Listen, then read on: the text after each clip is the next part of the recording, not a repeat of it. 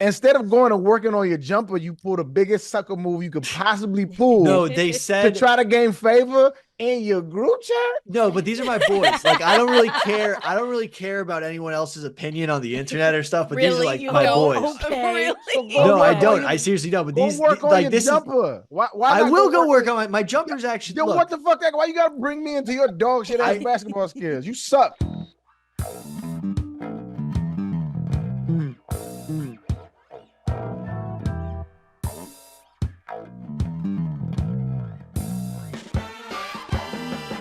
Welcome back to Macrodosing. Fucking Billy, dog. All right, let's just get this shit out of the way real quick. Yeah. All right, I wake up not too long ago. I used to still see the sleep in my eyes. You know what I'm saying? By the way, sleeping longer just makes you more tired. So get up, people.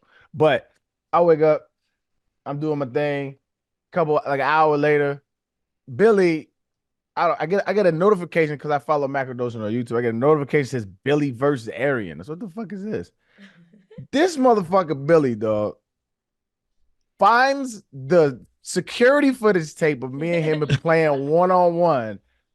And he didn't find it. He asked for it. He went out and rummaged the Barstool offices like, I need this footage because I beat Arian one-on-one. That's actually exactly what happened. Of course it is, bro. It's a desperate attempt to prove that you are good at basketball. And anybody who has any clear, keen eye about basketball knows you fucking suck.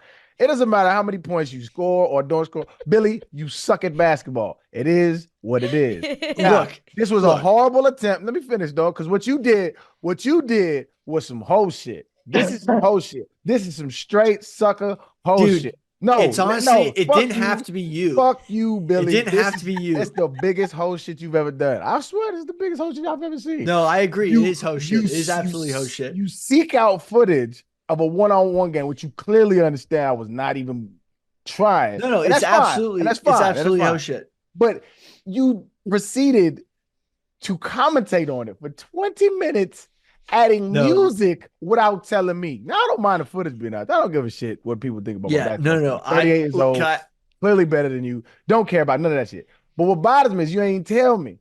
Let me get in on the commentating so I can be like, clearly you suck. It'd have been more entertaining. Two, it would have been some sucker shit. It was just Can I explain? Please do. The floor is yours. When the Viva TV came out, and I was just getting roasted, Billy Brickball, freaking like Billy Bricklayer. Between that and the Barstool basketball documentary, everyone's been talking shit, and I got kicked off of my pickup team.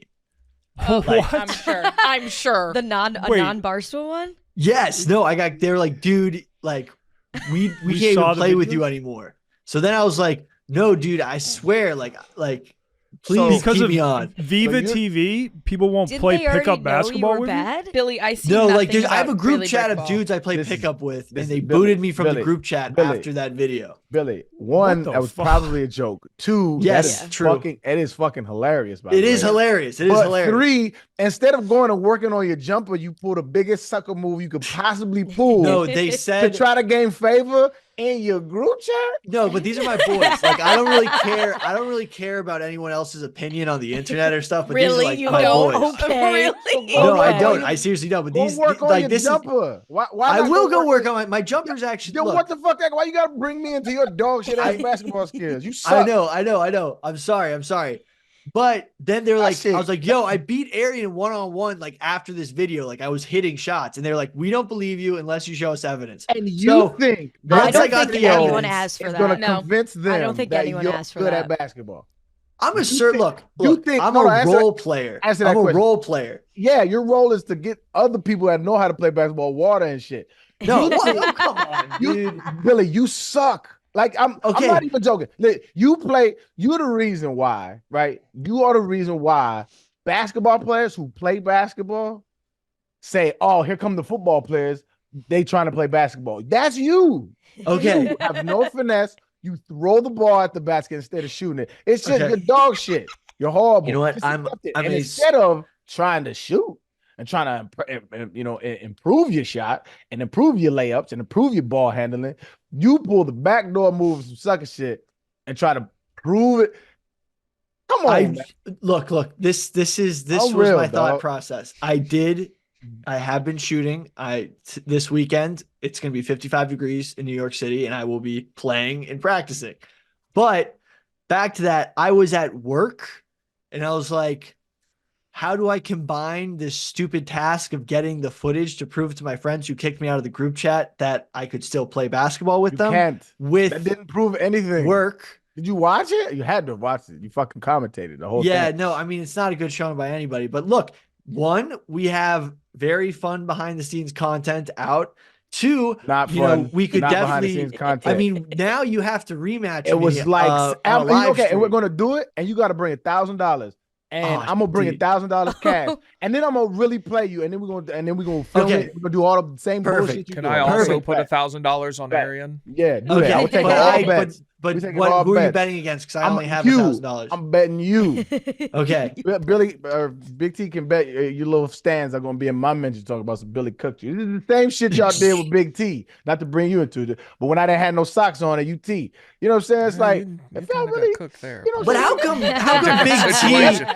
Big T didn't get chastised like I'm getting chastised? Because I was there. It was a funny joke. We all pull it up, and I said pull it up. Also, I don't genuinely believe I'm better than Arian at football. You do actually believe that you're better than him at basketball. I do believe I got lucky. I do believe I got lucky, absolutely. And I say that in the commentary. It's actually very funny when you watch it, because I'm literally like, Arian's not playing defense here, but like he's gonna start playing defense soon. It's like it's comical. It was completely Big T pathetic. Didn't go through 3 different producers at Barstool to get the footage. I didn't go through 3. I just talked to Zoopy, who Zoopy made me look terrible in the VV. Well, no, and then I asked you guys to upload the video.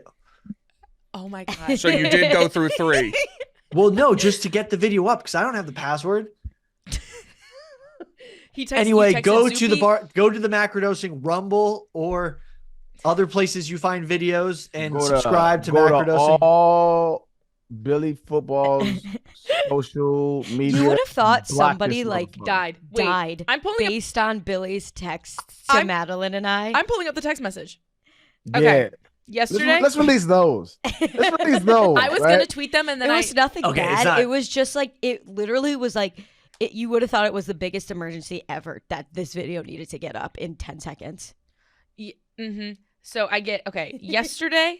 Okay. It's so funny. I don't think enough attention is being paid to the fact that this only happened because Billy was mad at his friends for kicking him out of a group chat. Right. Oh, yeah, really? no, this is so why very didn't you true. just send Rightfully so. I like that we uploaded good content, but why didn't you just send it to them then? Because if I was going through all the trouble of getting the footage, chopping it up. It's always sound like, hey, look, when Billy look up and to the right, he's full of shit. He's mad what people say online. Just admit it. You're mad no, what I was like, really, literally cooking a horrible ass excuse in his head right now. Because what she just said is true. You want to show I got the the footage. You don't care what the internet says. You know, then why not just show the homies? Because the file was big. The file was big. You can do a private link on YouTube. It does not have to go public, dog. I know, but you was tired of motherfuckers. I was going tired of motherfuckers telling them. Be honest. For one time in your life, Billy, be honest. You was tired of motherfuckers telling you suck at basketball. Yes, I was. Guess absolutely. What? You still suck at basketball. No, but you know what? We're gonna have an amazing 50K subscribers. Hopefully, we can do a live stream. No. Next time, my heart was in the right place. If you listen, no, it wasn't. Your heart was not in the right place. Your heart was in the wrong place. A selfish place. Like opposite of the right place. You was trying to pull one over on me, doggy. So the next time we're in the same city, you go to your bank, whatever bank you bank at, you deposit $1,000, and we doing it. All right. Okay. That's fair. That's fair. 1,000% is fair. That is very fair. Money. No. I'm taking everybody but you out to dinner. Sucker shit. No. Anyway. No, it absolutely is. But the sequel is going to be amazing content as well. You may not score a point.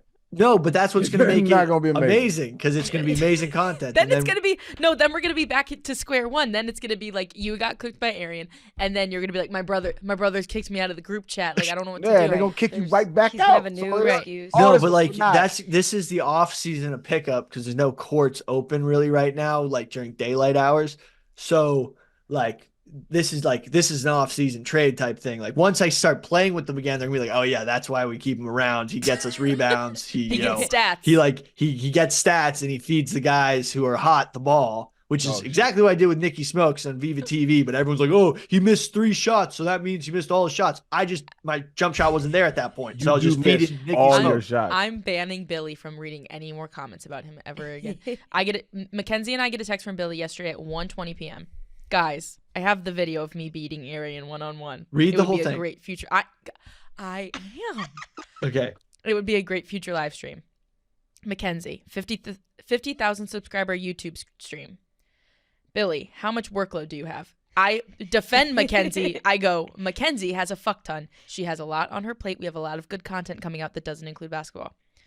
Also, like at this point, we have no idea like what he's asking for. Like he just says he has the footage. That's because I'm asking you guys, like, yo, should I bother you guys with this, or should I go? No, and I appreciate that. No, it was just like it was funny because there was just no context like whatsoever. So I was like, well, like depending on the workload or like depending on what the video is, I can tell you what my workload is, but like no context like at all. So we were just like guessing. Yeah, and I said, Billy, that would be a passion project for you if you wanted to do this. And then we get some just clerical details out of the way. Okay. So wait. Can we read all the clerical details? You were the clerical so details mad. don't matter. It's about license-free music. Yeah. You were so mad about a pickup game in which you scored 0 points. You know what it is? I blame myself. I blame myself because I'm too good at shit talking. That's what it is. Yes, dude, you wound me the fuck up. I'm so good at shit talking that it makes people do unspeakable things that are not honorable. It's your fault. It's your fault. I understand. It is your fault. Yeah, absolutely. I understand. I'll take blame for 90% because my shit talking is that good. I bring people out of it ruined a man. When I talk shit, I had Nicky Smokes. I think his name Nicky Smokes, right? Yes. I saw a little twinkle in his eye, like if this he wanted to say something, you know what I'm saying, but he didn't, you know what I'm saying, but he wanted to, you know what I'm saying, but he didn't. You know what I'm saying? But I bring it out of people. I've been doing it for years. That's what I do. I talk shit. No, dude, look, 90% it's my fault, but 10%. Yes, no, 10% is 10% is my buddy's fault. 10%. No. I'll give where's 5%. the you part? 5%. Where's the you? Nothing to do with your homeboys. They did right. You got cooked, and it was like, you suck. Get up out of here. That's a funny joke. Guarantee you probably already back in the group, huh? Well, yeah, I said I had the link, so I sent the link. See what I'm saying? That's what I'm saying. It had nothing to do with them. They was clowning me, which they should have, because you played a pickup game 2v2, Billy, and you scored 0 points, and then tried to say you had 5 assists. That is batshit crazy. But if you actually watched the whole video, if you actually like saw the whole game, whenever I would drive, Billy, Smokes would get open because Big T would flash to me. Then I'd throw it to Smokes, and he'd get the point in the bucket in the paint. My 3-point shot was off 100%. You live in a world in which you don't take into context of your situation.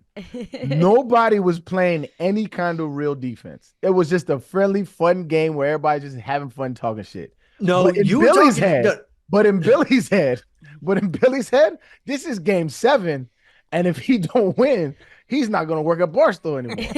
Bro, it's always game 7. It's always game 7. That's what I'm saying. That's the world you live in. You know what? I would love to have, if we playing 5-on-5, I want a Billy on my team. Go get them dirty ass rebound. I need all that shit, right? But Billy, that's not the world everybody else lives in. I know. It's clearly everybody's out of shape. Clearly, you know what I'm saying? It's just but I get it. It's my fault because I talk shit. It is my fault. I do take responsibility for that. But I digress. We move on. If you want to see Billy totally cook me, go to YouTube and check out the video, Billy versus Arian. Draw your own conclusions. I do need to ask Arian. So I didn't know about any of this till y'all started talking about it. I'm watching it. You're up 11-6 at the point I'm at, and Billy, like, the jump shots are looking like they were in the other game that we played. How do you lose this? So I'm just trying to like win on the 2, and I just like bullshitting. And you know how exactly the reason why Nicky Smokes kept, his name's Nicky Smokes, right? Yes. All right. There's a Tommy and there's a Nicky. It's a whole big thing. That's what it is. So the reason why Nicky kept hitting in our game, Big T, is because I don't respect the jumper. Like if we playing 5-on-5, and a dude hit a jumper on me, I'm gonna play. I give him one, right? And if he hit a jumper on me, I'll play defense from then on because I don't want to let the team down. But if we playing like a small, if it 1v1 or like, I'll let you shoot all day if I don't think you can shoot. Right? That's just my arrogance. I just don't think I'll lose again. I've lost so many one-on-ones because a dude can't shoot. I know he can't shoot, right? It's a thing, right? But anyway, I let Nicky shoot all day, which is why he missed. He was like 3 for 9 or 3 for 10, right? But the 3 it counted. And that same thing happened to Billy. I don't think he cannot shoot, right? If I give this man, if I put up $1,000 and say you can't make 4 out of 10 3-pointers, I will guarantee you will win that money. Right? I'd buy a ticket to watch y'all play a game for $1,000. Oh, we're going. It's gonna happen. Yeah, We're gonna live stream pay per view. He made this happen.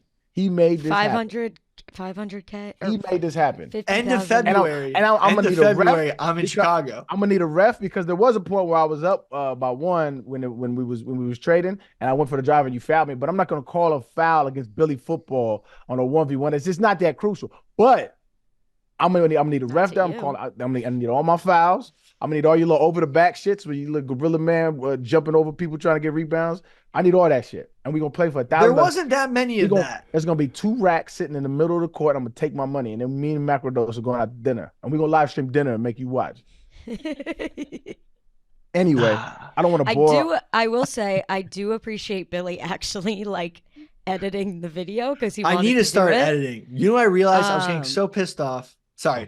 Keep going. No. I was just saying, like, you asked us a couple times, and then 7 minutes apart from each other. Decided to do it yourself. So I do appreciate that because it was. I liked the commentary and everything. I was just like, I realized that, you know, all these videos I've been in, and you know, like. It always ends up like me looking absolutely ridiculous, even though our game was close. It wasn't just basketball; it's other things too. And I was like, I gotta learn how to start editing videos because that is not how I remembered it. So I will start editing your behavior.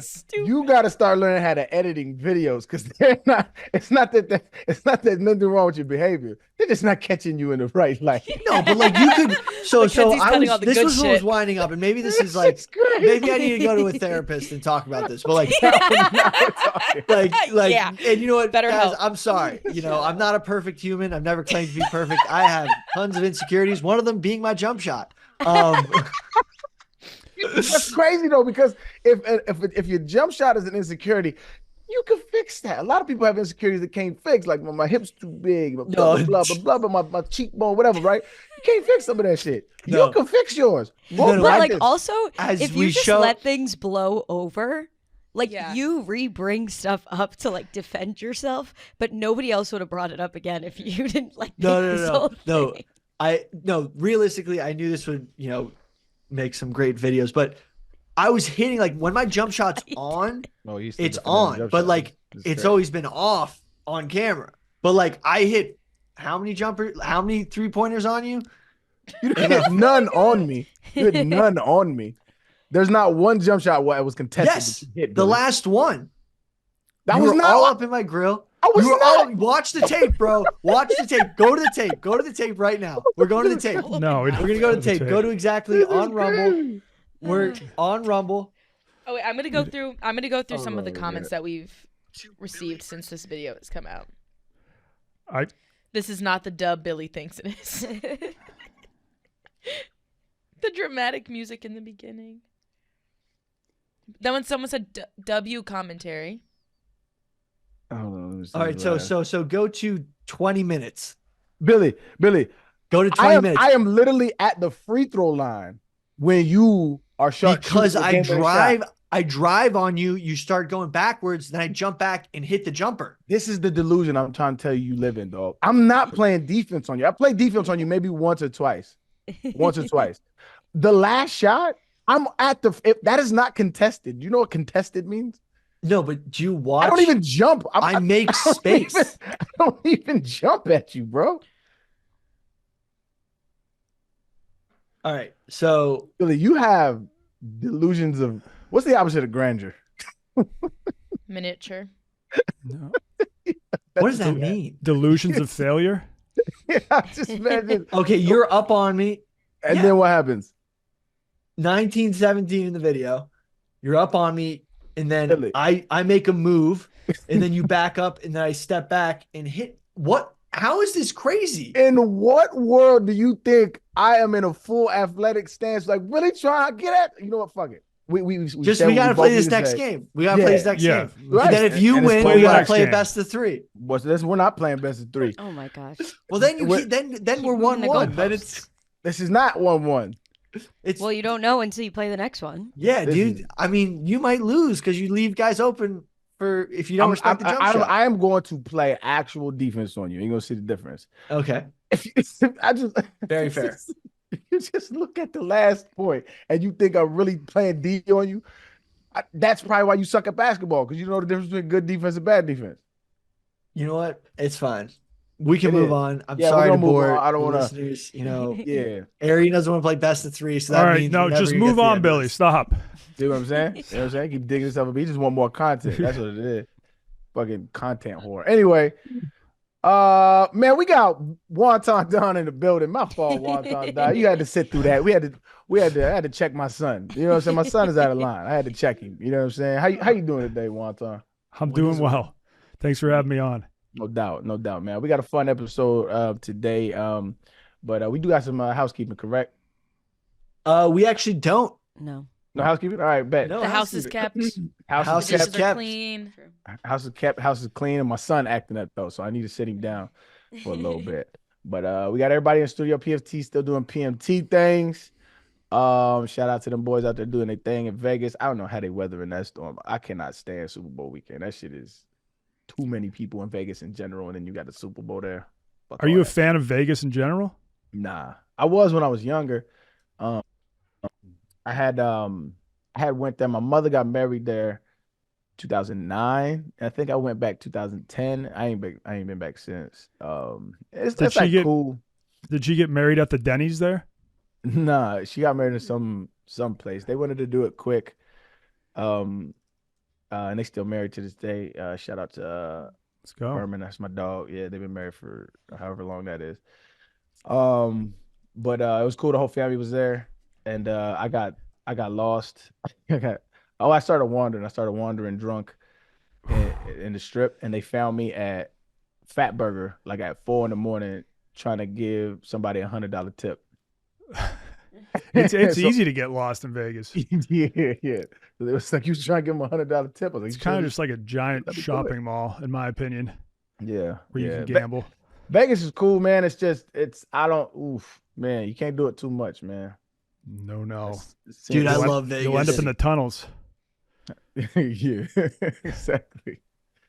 Big T, man. How you living, dog? You know, normal. How are you? Just whelmed. I had no idea about any of that story, so that was very interesting to learn about in real time. Yeah, man. It's going to be a fun rematch for sure. Yeah, I can't wait for that. Yeah. So, we have a dope episode today, which I actually have fun researching. It's one of the more wild conspiracies we've covered. It's about the Anunnaki, and that shit is interesting. Wild as shit, and I'm sure Billy gonna go off. But you know, we'll get to that when we get to that. But Billy sent over the sheet, so I kind of want to get over to some of the trending topics of the day. And his number one he sent over was Brock Purdy is related to Lee Harvey Oswald. There's a whole bunch of viral rumors going around about him being related to Lee Harvey Oswald. Y'all hear about this? I didn't see anything about them being related. He does look strikingly similar. Kind of does. Like when you look at he looks like several people. There's him. There's a girl on TikTok that he looks just like him. Anna Fry. Wait, Arian, have you seen her? I have not seen Anna Fry. Hold on. He looks more like her than Lee Harvey Oswald. Send her in the credit, or I'll just Google her. Anna Fry. Frey. Wouldn't it be Frey? Did the rumor get started just because he kind of looks like Lee Harvey Oswald? It's just because he looks like him. What the fuck?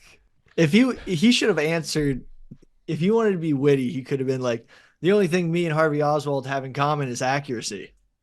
But I don't think that would have come across as witty on the Super Bowl media stage. But like, no, that would be fucked up. That would have been that'd have been a legendary comeback if he said some shit like that, though. Dude, I was just like thinking that for him in the moment. But wasn't Brock there a Purdy's rumor an that interesting dude. Wasn't like Ted Cruz supposed to be related to him, or Zodiac that was Yeah, his dad His- was the Zodiac killer Oh, okay. and also killed Kennedy at the same time. Okay. Trumpism. Yeah, that's what Trump was saying. That's just wild. Yeah, That is absolutely wild. Is Ted Cruz's dad alive? I don't know. Don't believe he- so. If he's not, Ted Cruz is the biggest sucker on earth, dog. Okay, okay, this makes more sense. Rafael Cruz's dad is a Cuban American evangelical preacher. How does that make more sense now? So I think it has something to do with that conservative think tank that was going after MLK that I also think killed Kennedy. But I digress. But plausible. Is there any link to? Yeah, so there's that conservative think tank that What is the conservative think tank's name? I'm forgetting the name, but Lamar Hunt. The Heritage Foundation? The Chiefs owner? Yes, the OG. Yeah. If you remember back to the MLK episode, there was something about the guy who killed MLK, forgetting his name, Booth. No, that's Lincoln. Very different guy. Yeah. But they found a piece of paper apparently in his car that listed Lamar Hunt's name, Lee Harvey Oswald's name, and the foundation name, as well as LBJ. And LBJ was part of this. That's why people think he's involved. Like it's that organization connects all the dots between the JFK assassination and the MLK assassination, but it's like conspiracy. This isn't confirmed. So, but Ted Cruz's dad, I think, was a part of it, and that's the link that Trump was making. Okay.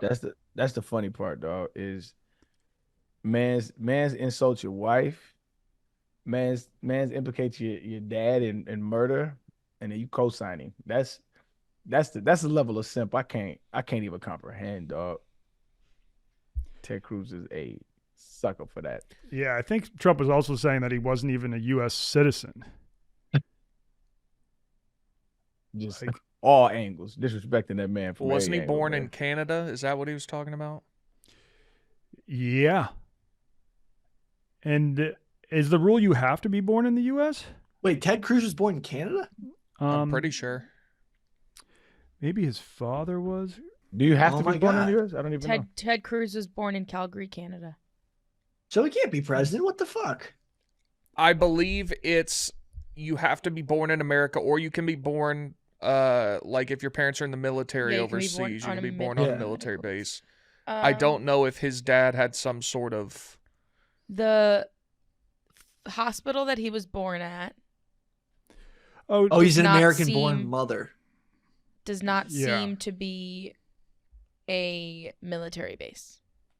Yeah, I guess it says, or you can immigrate to America and then successfully apply for citizenship. So I think you can be an immigrant and become president. The U.S. Constitution says presidential candidates have to be, quote, natural-born citizens, but the Supreme Court has never weighed in with a definition, leaving it open to interpretation. Love that. That's interesting. I actually did think that you had to be born here or on a military base. So you don't have to be, I mean, technically, I'm sure. I mean, these rules are all, anything kind of goes nowadays. Like, because what are the qualifications? There's like no real qualifications. You got to be 35. Yeah, you got to be at least 35. But that happens if you just exist. I would long enough. I would take a 35-year-old president. I think that's really it. Somebody that knows what, you know what I mean? You know what's crazier? There's really no prerequisites to be on the Supreme Court. You don't even have to be a lawyer. So just if the president chooses you, you can be on the Supreme Court with like no legal background? Yep. Damn. When are we going to get like a 40-year-old president again? Or was like, how old was JFK when he was elected? He was in his 40s. 43? Right? Yeah. It's just insane. It's definitely probably got to be up there with most tiring job. And like, dude, I'm starting to get tired of my 30s. We got 2 dudes in their 80s. 2 dudes in like Trump and Biden. They're in their 80s or at least high 70s. I hope there's no debates. I really do, man. That shit gonna be a geriatric debate. That shit gonna be the worst thing to watch. Last one ever. The last it's one gonna be terrible. Funny though. It'll be entertaining. Did you see what Biden said the other day about the leader that he met with? Mm-mm. He said he recently spoke to the name was Mitterrand or something. I forget the exact name.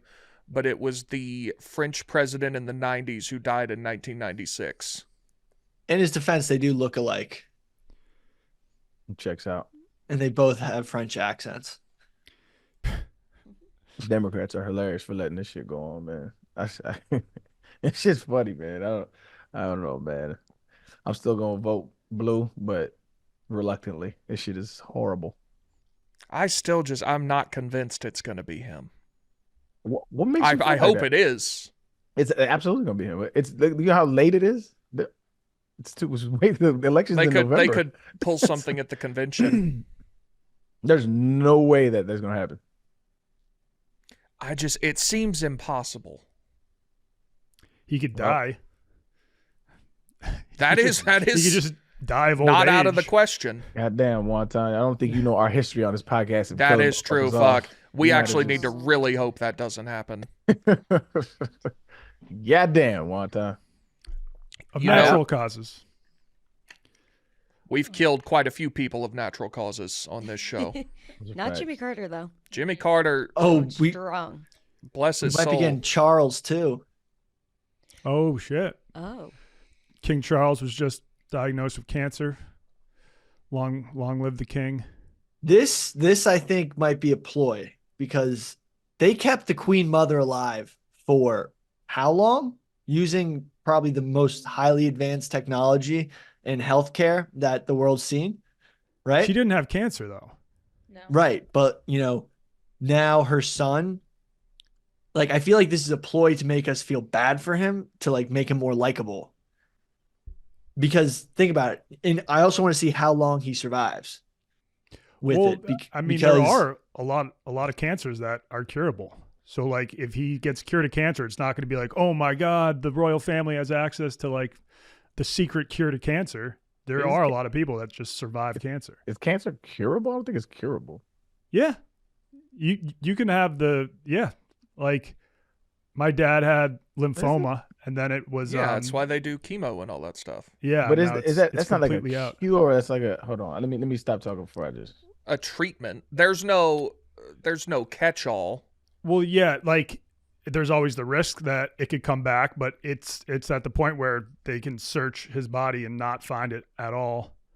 So that's so there's it was remission, the word, and then the word is like I think the word is just what got me. So there's no cancers that are curable, but like there's treatments that you can, perform on people that may cure them of cancer. That's like very. Because I think those are two distinctively different things. Like there's bacteria, like there's bacteria that's curable. Like if you give some certain antibiotics, it can cure that ailment. But like nothing can cure cancer. Like you can, like some remedies are more effective than others, but it's not curable. Wait, it says there are no cures for any kinds of cancer, but there are treatments that may cure you. Yeah, so it's like a lot of people die from breast cancer, but a lot of people survive breast cancer. Those treatments that they give you aren't necessarily cures. They're treatments that treat the ailment and sometimes the cancer, and sometimes it works, sometimes it doesn't. It's not 100% in order for it to call it a cure. Like it's not. I mean the cure is pretty much just radiation, which tries to just kill all of the cancer cells, but it kills a lot of other cells in your body too, which is why it's so rough and people lose their hair and stuff. Mm-hmm. Can cancer survive by itself without a human body? I don't think so. Could scientists create a tumor in a lab that just like lives? I think they have done that, but can't like. I think it needs a host, right? It's a virus. Is it catcher a virus? I think it's No. abnormal cells that replicate with bad DNA. I may be butchering all that. Which Billy's probably going to get it after not putting on sunblock the entire time in Uganda. But skin cancer is one of the more treatable forms. But yeah, you can pretty much lock it in that you're going to have that at some point. That I'm going to have skin cancer? Yeah, but it will be treated. It will be treated. Maybe they'll have to remove a little skin like on your arm, but it's fine. You'll be fine. Actually, Billy's just going to have an ill-shaped mole. That's all it's going to be. No, that's absolutely going to happen because my dad gets that all the time too. So stuff cut out. Yeah, you just get stuff cut out. Go to your dermatologist yearly. Yep. Get your moles checked. I just hate suntan lotion.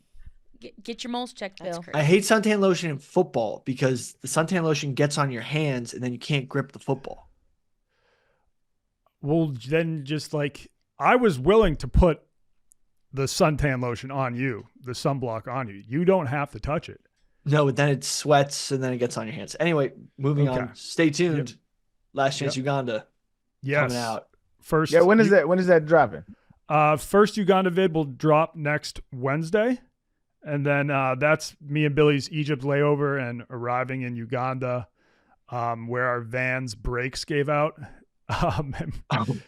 Yeah, we got in a car accident within like our first 8 hours in Uganda. I totally forgot about that. Hey, so when you making content like that and some shit like that pop off, is a part of you like, well, this gonna be some good content, or are you more like, what the fuck am I doing here? Yeah, when that happened, I was like, okay, that was great. This is gonna be solid content. But then I was like, if the brakes gave out like pretty much just 10 minutes earlier, we could have gone off a cliff. Yeah. Yeah. So then you're like a little worried. That's wild, man. Yeah. So it will be the Egypt layover vid, and then the next week the Gorilla Trek vid, and then we get into the football content. That is pretty wild that our brakes didn't go out earlier. Like this whole documentary could have ended within the first 8 hours of us just going off a cliff. Mm-hmm. I almost think that like it could have been a great scam to pay for the brakes. No. Dude, he drove directly into the front gate of a building. Dude,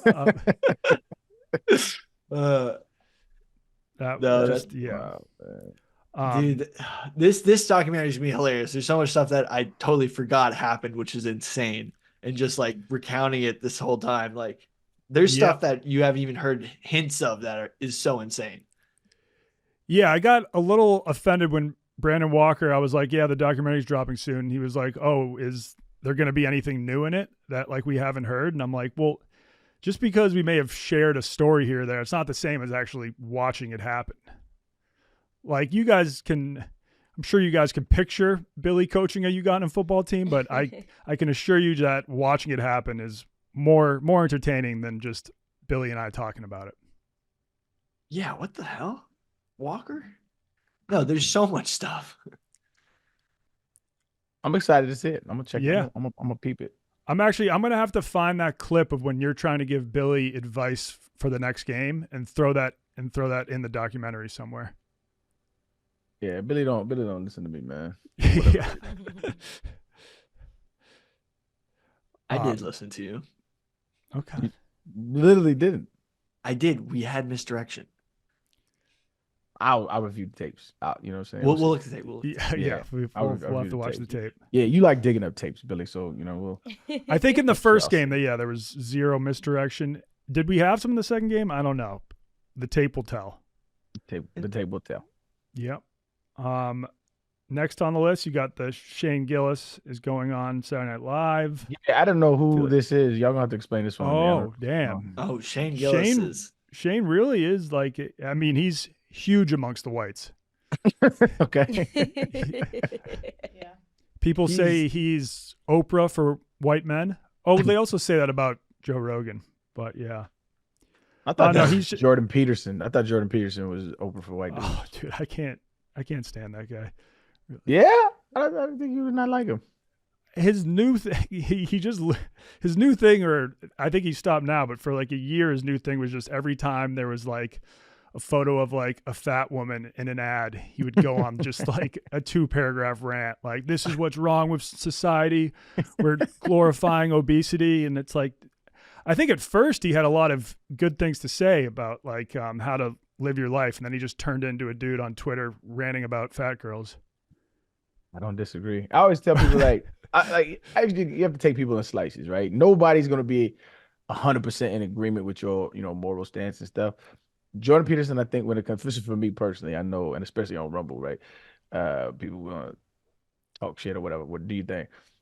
I think for like psychology stuff and like his relationship, some of his relationship advice and like interpersonal relationships and like self-help and self-betterment stuff, I think he's on point with a lot of that stuff. Obviously, I don't agree with everything, but I think he's on point with a lot of that stuff. Like, I always give some advice he gave. I think I've said this on this podcast before, but some advice that he gave that I use in my personal relationships and I give advice to other people, which is dope, which I say again is like, if you like moving in with each other and you're starting a relationship or whatever the case may be, like say you don't agree on the drapes, right? On the color of the drapes, and you kind of let that slide, and you don't agree on this, but you kind of let it slide just to keep the peace. After a while, he says he calls those landmines, right, in your relationship, and little things that you kind of acquiesce to that you don't compromise, or that you're not compromising on, you don't feel hurt in.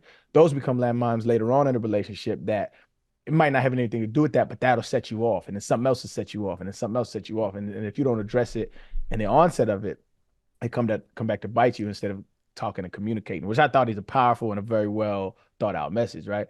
But I think when he starts to get into like his politics stuff, and obviously he's super right leaning, I'm not. I just totally disagree with what he's saying, and he's stuck on woke like the rest of these Republicans. So I don't really necessarily agree with a lot of what he says, but like, you gotta take people in slices, man. He's not for me for everything. Yeah, just like anybody else, man. Yeah. He got even farther unhinged after he had a real problem with benzos.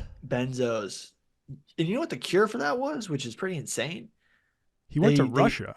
He went to Russia and he got that gas that's the opposite of helium pumped into his lungs. And like, I guess it makes you sound like you have a super duper deep voice, like Darth Vader type. Benzos are opposite of drug. It sounds wild to me. Okay, you have to walk me through this shit. He got pumped with the opposite of helium. What is the opposite of helium? I'm free. It's just a nitrous? Heavier gas that when it comes out of your mouth when you're speaking, it sounds like super low, not super high. Let me see. So let me find the exact one. Cure to benzo abuse gas, Russia. Let's see what we got.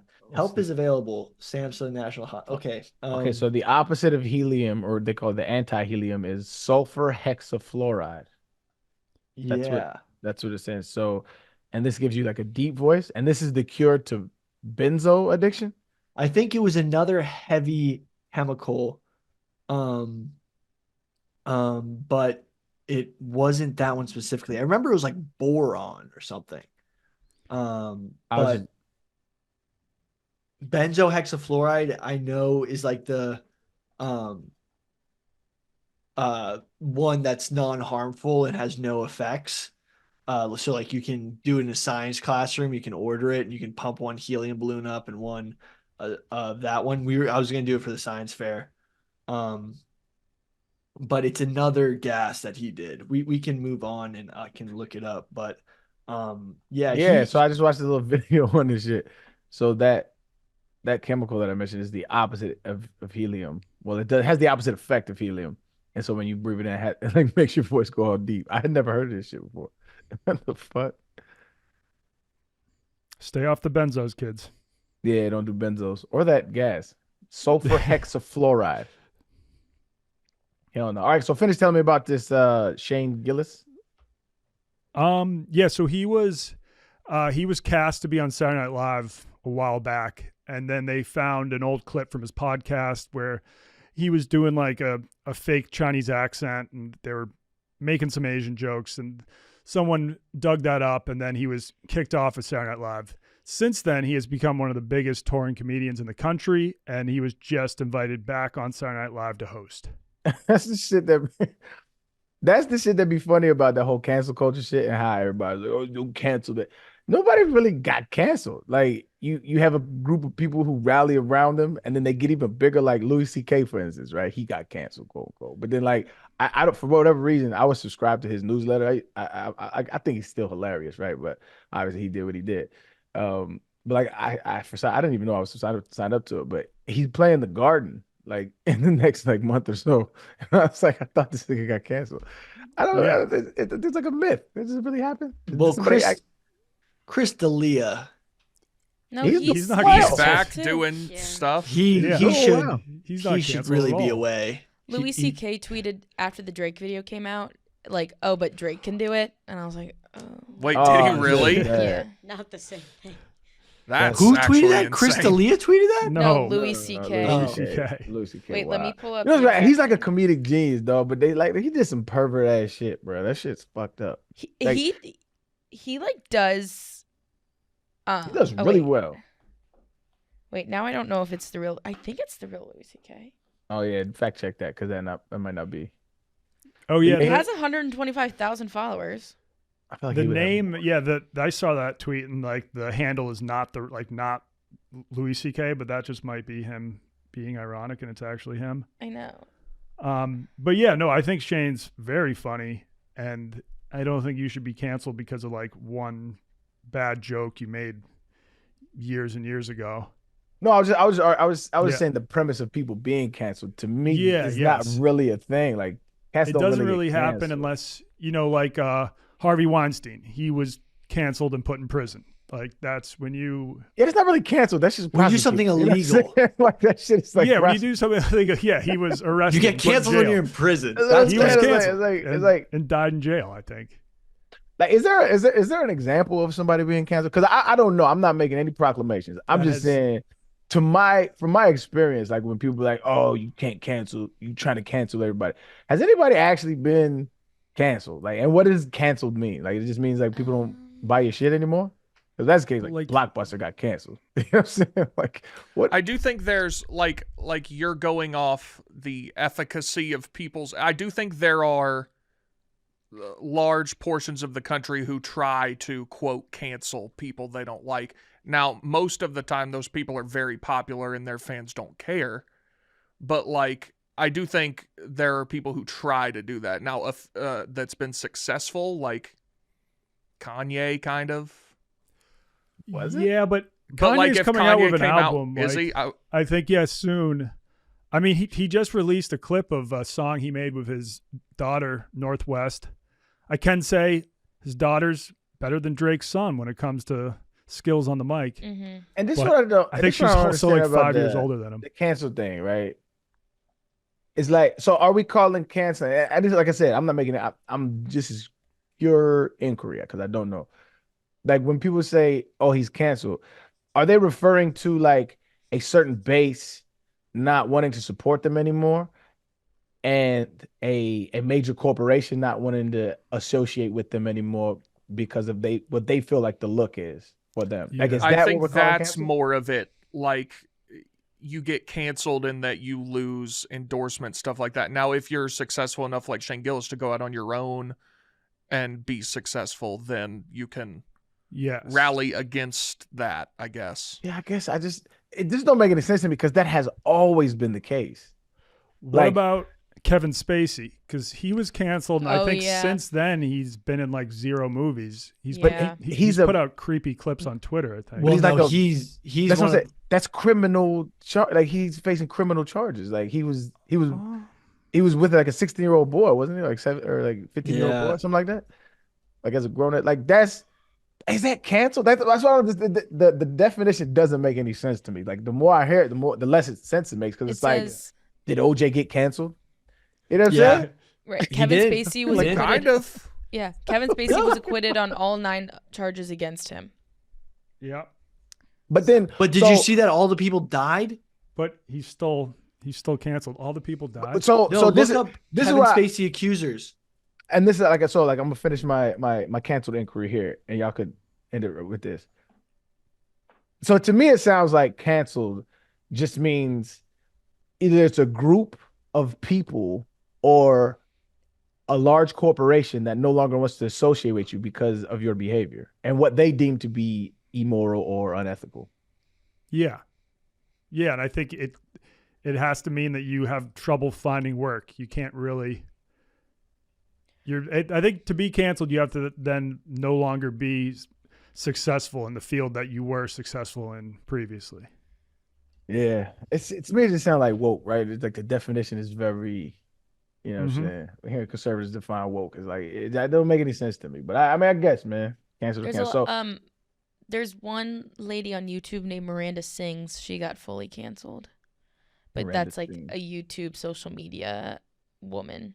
But she was like caught talking, like being weird with, not sexually, but like being weird with kids on the internet.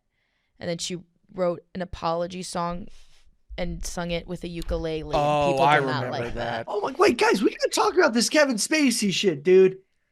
Kevin Spacey said in a Twitter video, the next time someone does something you don't like, you can go on the attack, but you can also hold your fire, do the unexpected. You can kill them with kindness in that Twitter video. And then 3 of Spacey's accusers died in a year. One by suicide, one was hit by a car, and the other died of what they think is cancer, but it's like, and this is documented. They've admitted this. What they think is cancer. What did he die of? There should be like an official. Well, he one died of in the suicide, hospital. one was a car accident, and then one was, I mean, after the first 2, like car accident, hit by a car. She was hit by a car. It was a girl? Kevin Putin. Yes. And if the third one could have been a poisoning, but they're saying cancer. When you say they are saying cancer, who's they? The reports. Let me find the exact one. But that's wild. And one of them was married to a princess. Does someone who's married to a princess commit suicide? Yeah. Yeah, actually probably more than likely. So what are you alleging, Billy? Are you alleging Kevin Spacey had to do with 3 murders? Triple homicide? I mean, he's free right now, right? Yeah. Yep. Spacey kill count. My friend's dad was the judge on that case in Nantucket. There was a kid who accused him, but then he got the charges dropped there because after that kid got groped by Kevin Spacey, he went back and bragged about it to all his friends. Oh. So then they were like, okay, you clearly weren't that traumatized. Like you were bragging about the fact that Kevin Spacey just groped your balls. Dude, a lot of dudes do that to justify weird encounters with people. I agree 1,000%. Yeah, and that's horrible on that judge or that court to set that precedent. No, it's bad to set that precedent. Your friend's dad, fuck that dude. No, that's hard. To me, that's hard because it's like to a lot. Like I know cats I grew up with who got like molested as kids, but they bragged about it because it was older women, right? But you were still fondled, and then that took away a sense of your innocence. Whether you liked it or not is irrelevant. Like that's still a criminal act. So whether he brags on it or not, it's still an act that took place where he's taking a child's innocence away from him. Like, not cool. Exactly. Don't give a fuck if he likes it or not. That shit's crazy. Like imagine you find out, like if you have, y'all don't know y'all have kids, but like imagine you find out like, you know, one of your kids or somebody you know got groped and they're like bragging about it, but you know it's not right. Shit ain't right, man. It's that double standard too, right? Yeah. Where it's like, and I get it. I understand the societal double standard of like if a female teacher, you know, hits on and has intercourse with a high school student, right? Society's less likely to demonize the teacher. But if it's a male and a female student and a male teacher, then you know it becomes a bigger problem. Which is like, I understand the thinking, but it's still fucked up. But I don't know. I disagree with that ruling. Yeah. Well, this guy was 18 years old. Oh, when it happened? Yeah. So that's not illegal.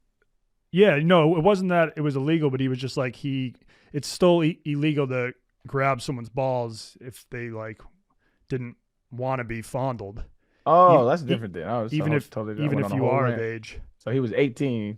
Yeah, he was. He was saying 18. He got sexually assaulted, not.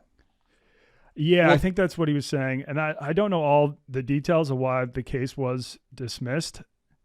Right. I think it's because the accuser kept on invoking the Fifth Amendment, which is the Fifth Amendment just when you refuse to speak. The right to remain silent. Mm-hmm. Oh yeah, so I guess in court he kept on invoking the Fifth Amendment and not like answering any of the questions or speaking. And they were like, if you're not going to talk, then we have to drop this case. Well, who brought the case on if he didn't want to talk? Yeah, I don't know. It's fucking weird. Well, it's fair to say we don't know shit about that case. So. Yeah, no, we don't. What was next on that on your little docket, Billy? We had Taylor Swift was originally signed by R.I.P. Toby Keith, and she didn't comment on his death. So I see Toby Keith. Who was Toby Keith? Don't get mad at me. I don't. No, don't worry. Music singer. Two Americas. Toby Keith was. Like I've heard the name, but I don't really know. I can't associate him with any like song or anything. He Solo Cup? should have been a cowboy. The fact, listen. Don't. If someone asks who Toby Keith was, don't say Red Solo Cup. That's disrespectful. Yeah. But I'm just saying The that's man like has just passed. All right, give me That's a one. very Courtesy popular song. of the red, white, and Beer for blue. my horses, courtesy of the red, white, and blue. Who's Should have gonna been a know those cowboy. songs? I Should have think- been a cowboy. I thought that was. thanks to I thought that was mainstream. Kid Rock, right? It should have been a cowboy. Baby. No, that was Toby that's Keith. That was Toby Keith. I No, thought that was different Kid Rock. song. Different song. The Oh, song sorry. you're thinking of was Kid Rock, and that's a That's what I banger. thought. Yeah. Is that American Should have Badass? been a cowboy. Oh, no, Should I have don't learned to know rope and ride. Exactly. He also sang Red Solo Cup. He did, haven't but heard any of the that's songs. disrespectful to his memory. That's like saying Taylor Swift's best song is I did blank not say his spaces. best song. I just said that it's a very popular song that Arian could have heard. I know, but if over you the had heard years. like the poppiest Taylor Swift song and be like, that's his go-to What is a song, Taylor Swift song that if she passed, you'd be like, ah. and someone said, you know Taylor Swift, she sings blank. That, No, I don't think I'd be offended by that because it'd be like, hey, do you know the most popular song from this artist? that's not then- even close to his most popular song. Okay. I think Not it's- remotely close. I'm looking at his Spotify. Okay, I'm gonna find a His Taylor top Swift 5 song. songs are "Should Have Been a Cowboy's" number 1, 2, "As Good as It Gets," 3, "Beer for My Horses," 4, "Courtesy." I don't know any of Red, those. White, Blue, I think. Neither. And then 5, "How Do You Like Me Now?" That's his top 5 Spotify. How do you like me now? Yeah, that's a good one. I'm on my way. Like saying that "Shake It Off" is Taylor Swift's like the song you'll know her for. I think that is. Many people would know. Yeah, her I for think that song. your Yeah, that was the argument's not wrong one to working here. pick. Yeah, well, I'm looking, and she hasn't made any recent bangers. Yes, she has. Hmm? Washed? See, like what? Like Okay. You saying Taylor's washed? That's what you're saying? no, I'm just. No, I'm not Billy's just seeing- trying to fucking get on my nerves. That's what he's trying to do. But she didn't say like R.I.P. the guy who started her whole career. Publicly. Okay. Yeah. How is it to know? I'm just. Did they have like a falling out True. or something? I don't think Like so. she No, had he's with not Scooter Braun. Braun? No. Okay. No. No. Oh, Yeah, I no, heard a it's weird. wild conspiracy about Taylor Swift. Oh, what? Oh, I heard this recently in the grandparent email chain circles. So this one goes hard. The Mhm. Oh. grandparent email chain circles. So they still happen. You know, like Obama's birth certificate isn't real, or like the shark is swimming in New York during Hurricane Sandy. Mhm. Like, you know, all those like crazy emails. I think it was Oh. a Two Americas thing. Like no, you're- I think like where it's just like random spam that gets sent. Like Yeah. no, and, it's like old people start sending each other stuff through email, and then you're talking to your grandparent, and they're like, Oh, so these are emails you actually get from your grandparents. yeah, yes, Yes. Okay. essentially, or So- you pick them up. What's this conspiracy theory? They're that big in your- Middle America. your So grandparents. said, Billy, Yeah. I saw you wearing a Ford Joe Biden hat. I just want to let you know what's going on with it. yeah, did you know? Democrats. So yeah. Wait. So what? apparently, the Democratic Party Oh wow, I was just joking, but here it goes. is using my I didn't get this from my grandparents. I got this from Newsmax. The Democratic Party is using Taylor Swift and Travis Kelce combined by getting him to endorse the vax to endorse Joe Biden in exchange for George Soros to give Taylor Swift her original tracks back because he owns the company that the whole Scooter Braun record label is. And that is how they're going to try to reelect Joe Biden. Okay. So I need to look into that, but that's not the craziest thing I've ever. Yeah, no, it's funny though. Let's say. I need to do some more digging. I just need to unpack this. Hold on, let me lay this out for people. Yeah, because I need to lay it out for me. He doesn't want Taylor Swift dates Travis Kelce, who is endorsing the COVID vax. Right. And in exchange for endorsing the COVID vax and Joe Biden, George Soros is going to buy back Taylor Swift's catalog for her. In what company does he own? Apparently, he already owns part of the company, and he's going to give back. What company? I mean, this is easily this is part of it. This is also from 4 years ago, Billy. Yeah, but that's what they cited in the email chain. It's false. I'm saying it's definitely false, but it's hilarious how people put these things together and then disperse them amongst your grandparents. Yeah, I think the real story is just Travis Kelce endorsed the vaccine because Pfizer paid him a fuck ton of money. Yeah. But wait, Taylor Swift actually did go on a bizarre rant against George Soros. There, he's a bizarre rant. Yeah, I'm just gonna let this one be. Wait. I think I got to pick and choose my battles. Not worth it. But anyway, they're going to give her those albums back to endorse Joe Biden. Is what the crazy email chain right-wing conspiracies are saying. It's funny. It's like that is hilarious to like think that people think. And then next up we have Killer Mike was arrested after the Grammys, and he speaks out saying that it was not his fault. But yeah, he got into an altercation with a security guard. My advice around security guards and bouncers in particular is just to steer clear. Don't do anything to make them mad because they will overreact. Yeah, and just as a memo to security guards, you're not the police. You're not. Calm down, bro. You at the Grammys, bro. Calm down, B. And stop shining those lights in our faces with the blinkers when you're trying to do stuff. It's annoying.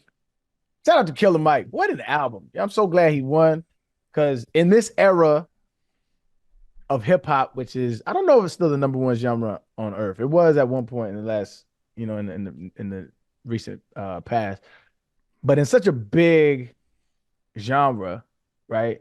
And not that I give a shit about what the Grammys think, but to be recognized as a 48-year-old man that produced an album, a great project, to be recognized amongst a youth-driven genre is just a dope accomplishment, man. So shout out to Killer Mike. Killer Mike's been making great music for years, and just nobody, it's really been under the radar. He started out like making music with, I don't know if he was in the Dungeon Family. He might have been in the Dungeon Family with Outkast. Yeah, so it was Outkast with Andre 3000, Big Boy, all them. And he's been making great music with them, Run the Jewels, right? He's always made dope music, right? But this album, catapulted him to national, relevancy. So shout out to Killer Mike. And also Killer Mike is extremely politically aware. He's super has a lot of depth to a lot of his conversations and the things that he wants to say towards, political activism, especially in the Black community. So if you haven't checked out Killer Mike on a deeper level, he's not just like a regular rapper out here. He's actually very invested in his community, very invested in local politics, and as well on the national stage. So shout out to Killer Mike, man. Killer Mike, please come on the pod. I would love to talk to Killer Mike. I think he's a little bit more of a capitalist than I am. We have some disagreements, but he's very, I respect that brother heavily. Yeah. And the fact he was 48, because they used to make fun of rappers for rapping in their 30s. They'd be like, oh, just hang up the mic, you're already in your 30s. But I think that has changed, and that obviously you can't rap about the same things in your 40s as you would be rapping about in your 20s, but you can still make great hip hop music. Which is dope. I think the internet changed that, right? Because the reason why music was such a youth-driven thing, one, is because like I'm 37. I'm not finna go to no packed out venue concert type. Fuck that shit, right? So labels early on, it was hard for them to market older artists because their fan base weren't as willing to go out and support them, right? But nowadays you can support an artist in a variety of different ways. You don't have to just go to their shows. You don't have to just do all this stuff. Like you can support them digitally, still download the content, music, whatever the case may be. So and it's much more much easier now to create a project. You know, you don't have to go through the labels. You can do it yourself, and you can create a buzz by yourself online. There's a market for adult rap, right? You don't have to always turn up. Like there's a market out there. People searching for good music all the time. So shout out to Killer Mike. I'll say it again. That's dope, man. You know what's wild? Like what? Adults just used to not listen to, like, this is gonna sound crazy, but before the internet, adults used to just like not listen to music. Like they did on the radio. Sorry, stuff, what? like, What are you talking about, man? No, but like, I thought I was like, "There's no way that's what he's gonna say." no, you know why? You know why I And say then that? he Because said it. I remember. They used to cut a rug back in like the 40s and 50s. No, but like I remember, like, you know, my parents, maybe it's just my parents, but like when Starbucks started selling DVDs, and like my dad hadn't listened to Do you mean CDs? DVDs or movies? DVDs in Starbucks. My dad hadn't listened to Neil Young in like Oh, yeah. Am I crazy? 25 years or 30 years, because like DVDs are movies. So you mean CDs. CDs. And he picked up a CD and he was like, "Oh my God, I haven't listened to this in literally 30 years." And I was like, "What the hell have you been listening to in that 30 years?" Like, but you get what I'm saying? That's your pops. I gotta tell you, that was just your dad. That's your pops. No, my mom and dad had it's the reason why I have vinyls, and I feel like vinyl to this day. I feel like vinyl is the best sound quality. My mom and dad had crates full of vinyls, which I still have right now. My grandpa passed not too long ago, and my dad gave me all of his vinyls. I have boxes and boxes of vinyls. We used to spin them shits all the time. And so I grew up on listening to like Confunction, Parliament on my mom's side. That's why I love Patsy Cline so much. I used to listen to her vinyls. You know what I'm saying? So it's like, no, they was listening to music, bro. I think No, what I'm trying to say, Pop just let it get away from it, man. And that's okay. I didn't understand exactly what I was trying to say, but what I was trying to say is that like they wouldn't listen to new music. Also not true. But like they used to have as much access to music. I couldn't buy. That's true. Yeah, that's what I'm saying. I couldn't buy, because my favorite rapper growing up, my favorite artist growing up was Tupac. I couldn't buy his shit. My pops bought All Eyes on Me. My pops bought Machiavelli and was bumping it before me. He got it from the store, came home bumping it. That shit was already open when he brought it home. My pops was listening to new music. I think that was a you thing. I was trying to say like he like could go on iTunes or go to YouTube and just search up Neil Young. Like it wasn't in the front. Nope, he couldn't. Yeah, because that's what I'm saying. So like it didn't exist. Yeah, but like they didn't have as much access to music, and we like take it for granted. I don't know. People were listening to music. No, yeah, they were still listening to music. They obviously they didn't have every song in the world at their fingertips like we do now. Yeah, I mean, yeah. So like they went periods without listening to certain types of music. Yeah, like certain songs maybe they hadn't heard in a while. They had. I think you're really extrapolating. Yeah, they had 8 tracks. They had tapes. They had CDs. The car radio. I know, but it wasn't at your fingertips. So like if you could have gone, and even then, like when we was growing up, burning like Napster was a lot. You know what I'm saying? We was making like mixtapes. Yeah, LimeWire, Napster. We was making like mixtapes on CDs and we was burning them. So it's like, I don't know, man.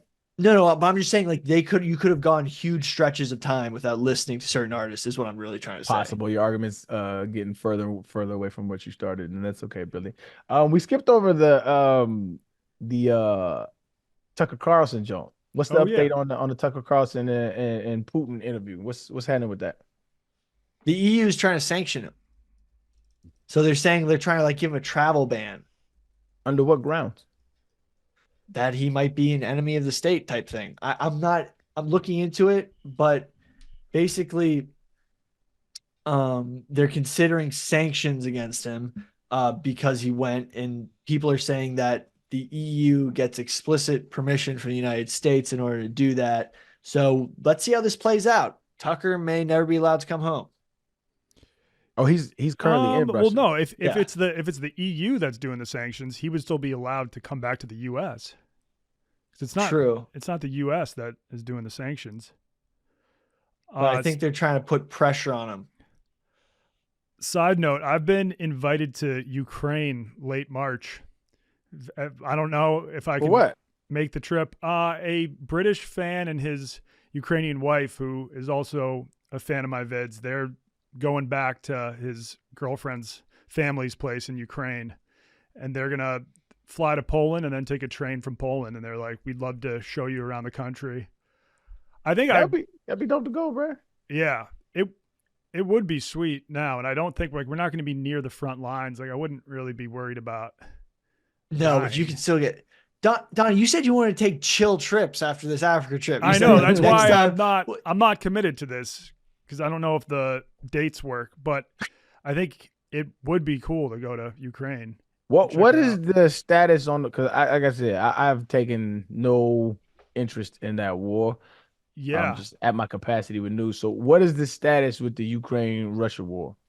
It is, ever since the Israel-Hamas thing started, I haven't heard a peep about the Ukraine war. I have no idea what's happening. We're giving them, I think, $60 billion more dollars. Is in the new bill. Well, was that like? Didn't they we get passed? I know there was a bill that just didn't get passed. I don't know that it's passed yet, but it's, I think, probably going to. So currently it's at a kind of stalemate. Everyone's sort of getting trenched in. Russia's just keeps sending dudes to the front lines. They're just, as they have for thousands of years, they just send soldiers and don't care if they die and just keep sending them. They've reclaimed control of the Wagner group after they killed that other dude in a plane who tried to have a civil war against Putin. And because of that, we haven't gotten many more updates from the front line, because the Wagner guys were like, oh shit, we're totally badly equipped and running into state-of-the-art Western weaponry that's being sent by NATO allies. And basically what that means is that now that Wagner's back under control of Putin, they're not saying shit. So it's basically just a meat grinder for the Russians, but throwing heads at anybody is going to cause. So they're just tons of money versus tons of blood. People. Yeah. That's what's happening. And there's been no real land gain or loss. It's given scary trench warfare vibes, kind of. Do we have a like a total body count for everybody that's died in that war? It's been one of the largest depopulation events in Europe in like, let me look at the exacts. Let's see. How many people have died? We don't know on the Russian side because they won't report it. I also I only learned this maybe 5 years ago, but casualties doesn't just mean dead. Casualties also means people who were injured. So it says there's been up to 500,000 casualties, but that includes people who have just been severely hurt. I see the U.S. intelligence report estimated 315,000, but that was just Russian, so it could be close to 500 total. Wait, casualty doesn't mean deaths? No. Casualties means injured as well. It means unused, combatants that have been eliminated, meaning they can't fight anymore. Are no longer fighting. Yeah, casualty is a person who was injured or killed. What's the formal way to inquire about death toll? Just say that? No one reports it. Yeah. No one reports death toll? Because it's like reporting, it's showing your hand. Russia's definitely lost so many people, and not only just from Ukrainians killing them, but from other Russians killing deserters. I got a question. I don't know. Like I said, I don't know shit about this war. So why wouldn't Russia view this as a proxy war with us? They do. They do, so, for sure. So why are there still, what are the conversations between Russia versus the US right now? Well, Russia's US is yeah, we're sending tons of money, but we're not doing anything. Like, but Russia's now like trying to get at us in different ways. Like, they think that they helped Iran supply Hamas to like distract from Ukraine. I mean, it's actually very like when we were in East Africa, Donnie, weren't you saying you had conversations they get totally different news than us? Like Al Jazeera reflects different news, and Donnie, remember you having a conversation with an individual too. Yeah, but it's different. There is Al Jazeera here, but it's not as widespread. Yeah, like I would say overall the news coverage, at least on Hamas and Israel, it's definitely leans towards more pro Hamas than here in the U.S. Yeah, I mean I follow Al Jazeera. I don't. But no, but remember, Donnie, you're talking to a Ugandan who is saying that Putin helped Iran supply Hamas to have this Israel Hamas crisis totally distract from Ukraine. Yeah, but that's also the same thing that people have been saying here too. Yeah. So I mean, they're coming. Like Russia can't do a full out war against the United States, so they do stuff like hacking our energy grids and claiming that it's non-state actors and doing other types of sabotage. So and the Russians are like possibly behind the Houthis too. Yeah. By way of Iran, because isn't Iran funding the Houthis? Yeah. And like the U.S. just started launching airstrikes against them. The Houthis are the people in Yemen that have been fucking up shipping through the Suez Canal. And we had airstrikes, and I guess like they weren't super effective. Like the Houthis are still messing with shipping. Okay, yeah. So one of the big contentious points in the Ukraine-Russia war is this I'm butchering this. Let's just call it the Zapo nuclear plant, which has exchanged hands several times because whoever controls it basically can control whether they can blow up the region with not a nuke, but kind of a nuke. A tactical nuke? It's a nuclear plant that they could rig to cause a nuclear disaster, like as an end game scenario. But it's not technically launching a nuke at Ukraine. But if Russia controls it, they could be like, okay, we're not winning this. Let's blow this up and then take over when there is fallout. That shit is exhausting. Yeah. I mean, how freaking scary would it be if Russia took over this nuclear plant, blew it up, caused fallout, and then you just see all these dudes in hazmat anti-nuclear suits just going in to take over the fallout zone? What is an anti-nuclear suit? They look like hazmat suits, but like, do they shield you from a nuclear blast? Well, they shield you from nuclear radiation, fallout. Probably. Okay, from radiation.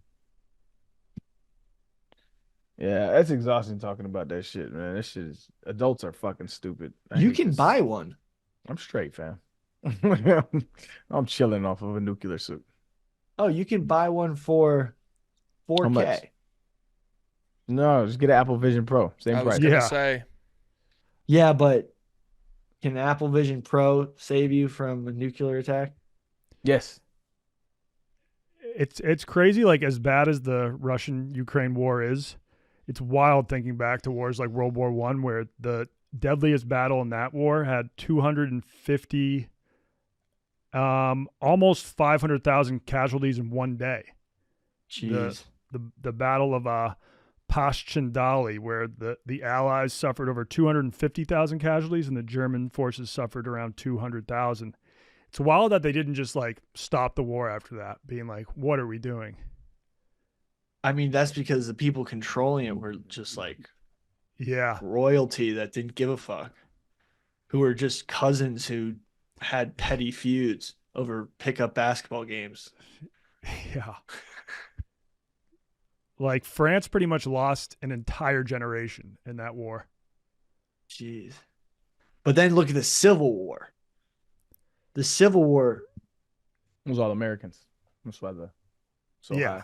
It was a lot more Americans in the Civil War for sure. I know. So like in deadliest battle, bloodiest war in the United States, the bloodiest battle in the United States, something like Civil. I'm pretty sure it's Gettysburg, right? The Revolutionary War was small fries compared to it all. I think only like 16,000 people total died in that war. Okay, so 51,000 casualties in Gettysburg. So, Antietam, that's what I was looking for. Okay, that's not as bad as World War One. I know it's terrible. All bad. But Civil War casualties were pretty bad, but not as bad as World War One. Albert Einstein, the pioneers of a warless world are the youth that refuse military service. Yeah, but back in World War One, if you refused, they would just shoot you. Yeah, though. Yeah, but you know what's the worst part? We don't even need people to do wars nowadays. You can just launch nukes. That's what's so damn scary. God, this is depressing. This is why I don't go anywhere or do anything. This is depressing. Anyway, on some lighter news, the John Rahm joined LIV, and he competed in his first event. Did anybody catch that? I did not. Has he not been with LIV for a while? Nah, he signed with them like a month ago, and the first event was like last weekend. I guess I did see the picture of them like doing their press conference or whatever, which and I thought horrible. He'd just been there for a little while, but nah. It's crazy because he was like the biggest hater. He was like shitting on all the guys that joined it.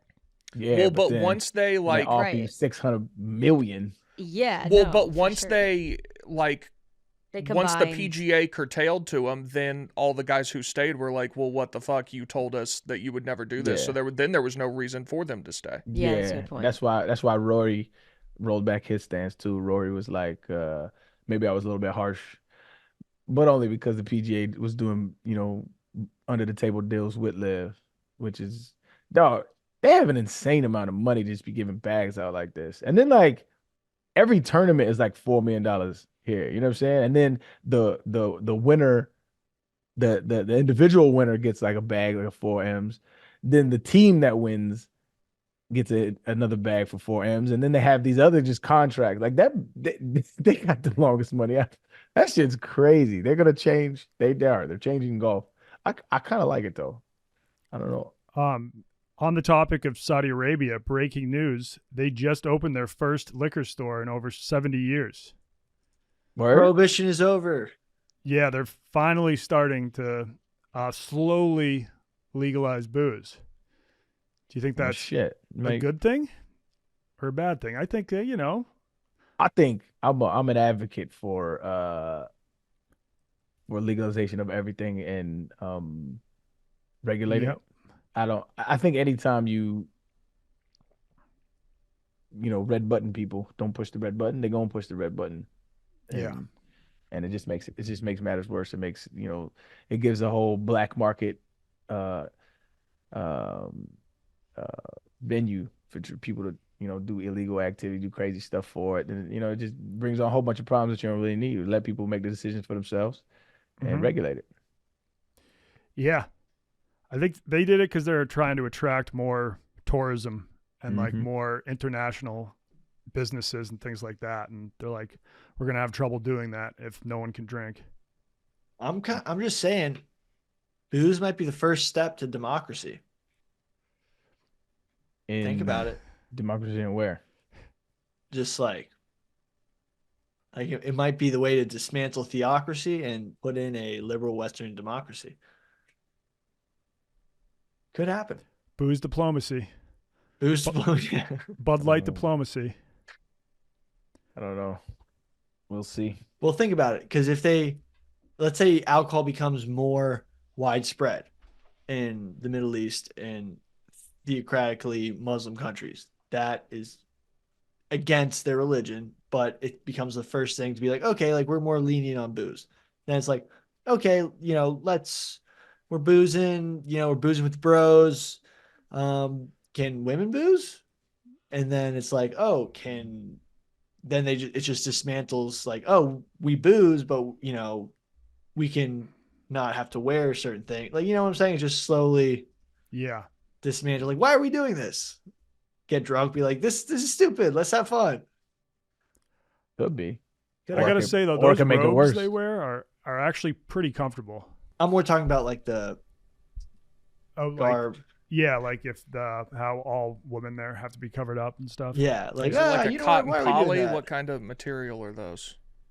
I don't know. Me and PFT wore them when we were in Qatar, but it's like I thought it would be hot as balls, but no, it's nice. It protects you from the sun. And it's very breathable. I mean, they've got to be like they can't be hot because it's fucking 120 degrees. I tell people that all the time, and they call me full of shit. It's like when you're outside a lot and the sun is beaming on you, covering up your skin is way better than just having your skin exposed.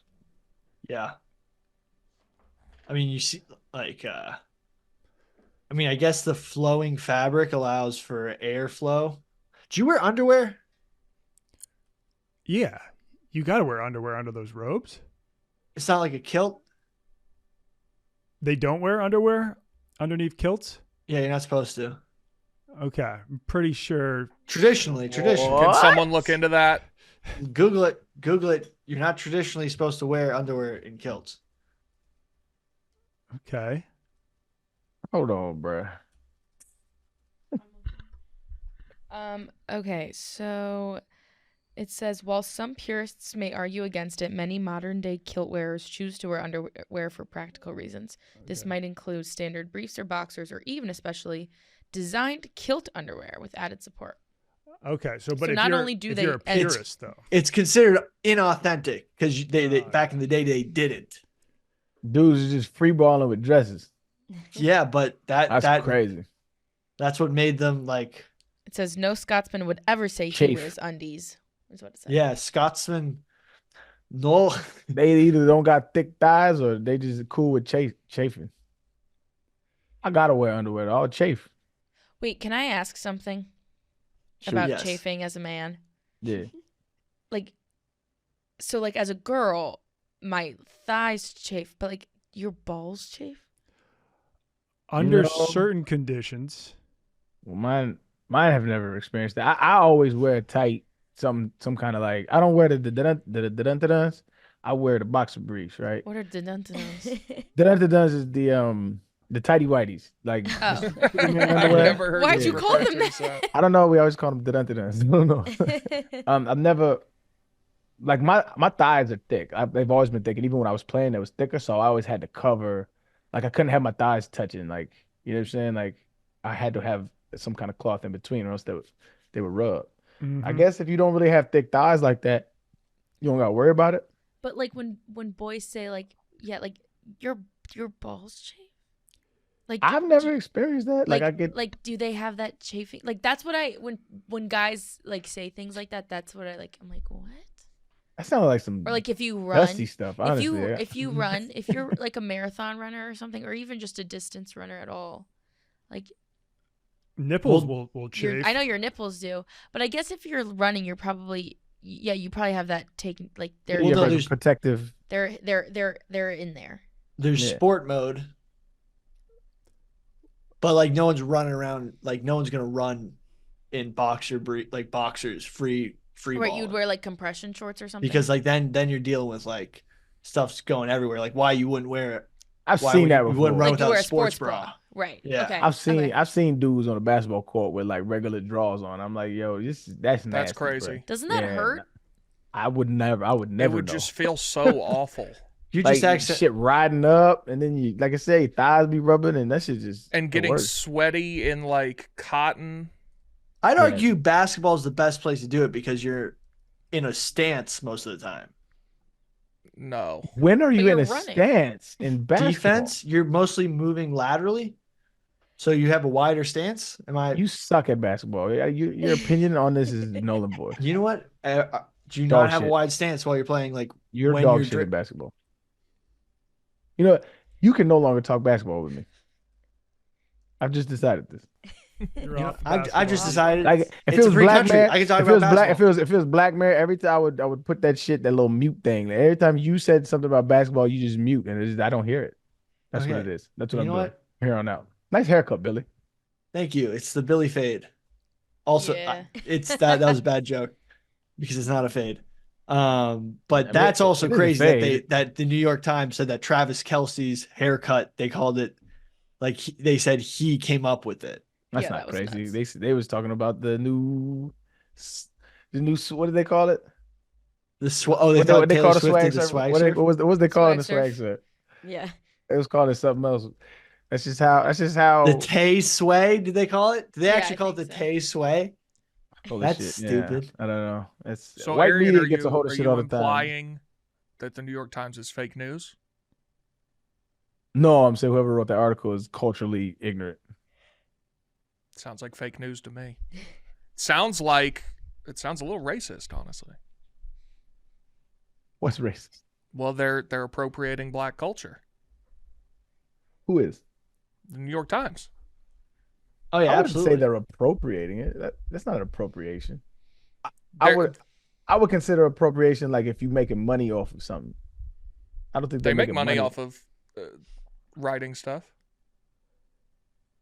I feel like that's a reach. Sound like fake news to me. That's all I know. It's just wild that such a Black History Month, no less. That's facts too. I mean, that's the bigger point is that, yeah. I think they know what they're doing. That doesn't sound like you can't be that culturally unaware to think that Travis Kelce invented the fade. No, And they then, were. and then Taylor Swift invented the swags. But I refuse to believe they're that. It's been everywhere. Like, there's no way. Like I don't know. It's been everywhere. Like, there's no way you have not seen a fade before, Travis Kelce. There's no way. I mean, like they were saying that people go into barbershops asking for the Travis Kelce haircut.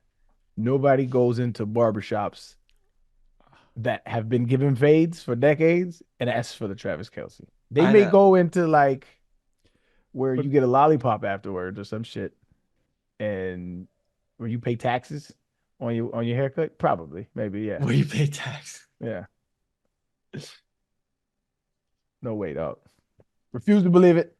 But all right, that is current events with the gang. Y'all want to get into the Anunnaki? Hell yeah. Let's do it. All right, man. This is Billy's wet dream right here. This is the first time I've seen us pose a suggestion for the topic, and Billy was just on board with it right away. I feel like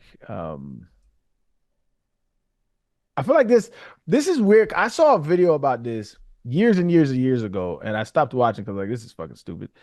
But for the purposes of this episode, I continue to look at it and continue to research and continue to read things. It is fun. There should be. I don't know if there is. Is there any movies about this? So Prometheus is kind of loosely based on like what the theory is. Right. It's a fascinating concept because like if you look at it like, scientifically, right? The origins of human beings has been traced back to, single-celled organism in the primordial soup, right? What's what they call abiogenesis. We have like a good understanding of how life started on this earth, but it's not by no means settled, right? The science is still out. And so the Anunnaki, they're like ancient gods in the area of Mesopotamia, in the modern day, like Iraq and Iran area. And they were worshipped by the Sumerians, who lived in that region. And I think what's interesting about this is like they say that they came from the planet Nibiru. Is that am I saying that correctly? What's pretty crazy about this topic, and I was so excited to do this one because I never thought I knew that if I proposed it, everyone would be like, "What the hell are you talking about?" But Not the fact true. that you guys put it We've away, let you talk about reptilians that live in the Middle Earth, like so. They might be the Anunnaki. Okay. Yeah. All right, cook Billy. No, but the Anunnaki are the ancient gods of Mesopotamia, and what's really interesting about Mesopotamia's religious book in some of their old scriptures is that they have a lot of the framework of stories we see spread across the Old Testament, both the Hindu, religions, and even, you know, especially the flood myth. You know, if you go through the Mesopotamian book of Enkidu and the other guy who I'm forgetting his name, but basically they're these super gods. They're half human. No one really knows exactly where they came from, but they came from the heavens. And they basically were always referred to as a group, and they were always worshipped by these early civilizations in the Sumer region, Mesopotamia. What's crazy about it is they seem to have come from the heavens, and they seem to have all these messages on how to live life. You know, they sent a flood, and they said they taught a lot of, you know, both astrological and scientific teachings to the Mesopotamians. One of these has to do with the Mesopotamians knew a lot of stuff about positioning in the sky of planets, astrology that, you know, modern science didn't discover, modern being within the last 1,000 years till like the 1400s. So Arian mentioned it in the group chat, but Jupiter, right? Yeah. Are you going to talk about? Yes. Okay. I was going to say, so what was the timestamp on that? I don't remember the timestamp. So the Greeks have been, you know, credited for a long time about kind of discovering, you know, astronomy and kind of charting stars and charting the planets. And what they found in is pretty recent, actually. I think it was 2014 was when they found evidence that uh the Babylonian tablets that had a bunch of astronomers were working between like the fourth and first centuries. They used geometry to calculate the motions of Jupiter.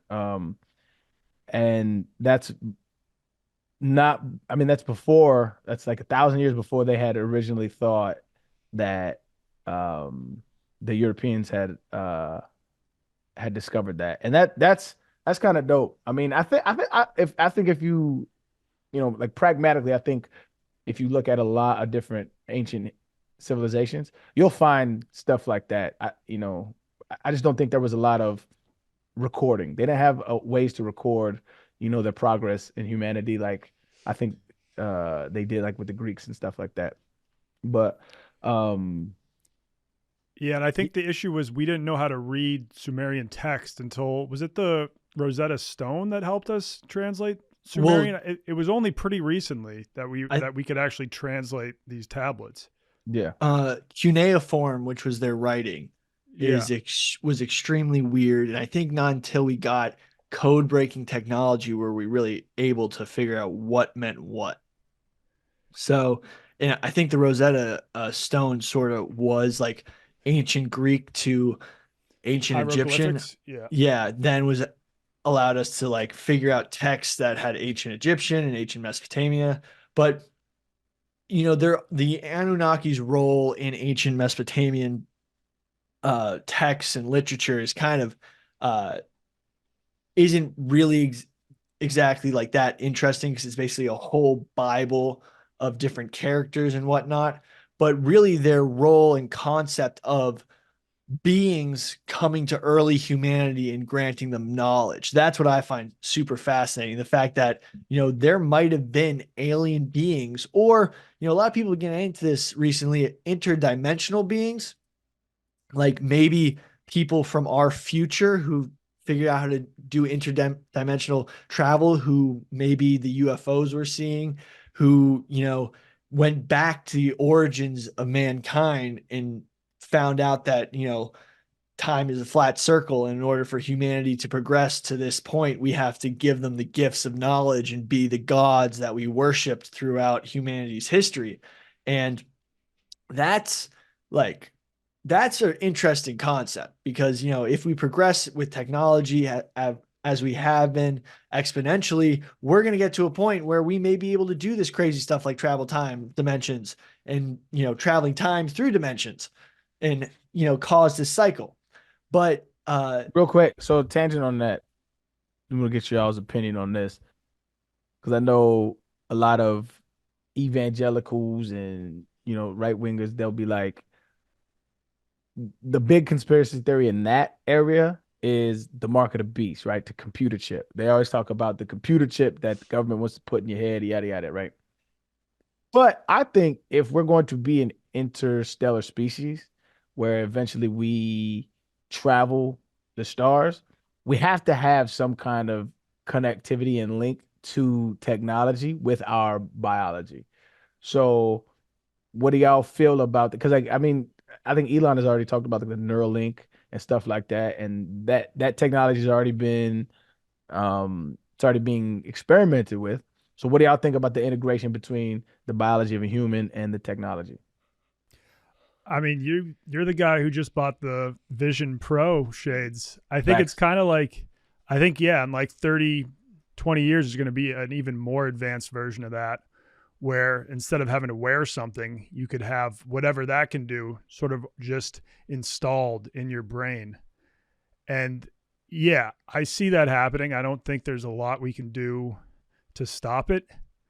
I think it's weird. The weirdest thing, which a lot of people, like, you see it in Black Mirror and stuff, is about like if we could eventually upload our consciousness into a computer or into some sort of machine, because then it's like you could live forever. And that, which I like, that's the thing that really scares me. It's like, what if you get uploaded into a machine and then it's just absolutely hell, or it's like the worst experience ever? And but you might not be conscious. Well, if you're uploading your consciousness, wouldn't that be a prerequisite for your to be conscious? But it may be just copying files, basically. And like, you know how they talked about in teleportation devices that they may be copying you and then destroying the original, and that new person may not be you. And like, you have all the same memories, you interact with the world the same, but like that person you are right now, like they're just dead. They talked about that with teleportation because you just cease to exist. So it could be like that. So like it's like they say like, yeah, it's like a copy of all your cells and they just recreate it. So like, is that really you? Yeah, because but no one would know because you have all the memories, but you right now may have ceased to exist and basically died. Yeah. Yeah. I don't know, man. That shit would be interesting as shit. And I think it, like, uploading a human's consciousness into a machine, that would be one way for us to travel to other solar systems. Because right now, like, the closest ones are like the closest ones where they think there's a planet that could have life are still maybe 72 light years away, 100 light years away. It's like a human being can't travel that far in their lifespan. But if they were like uploaded into a machine, then it's like they could travel that far. It doesn't matter how long it takes because they wouldn't die.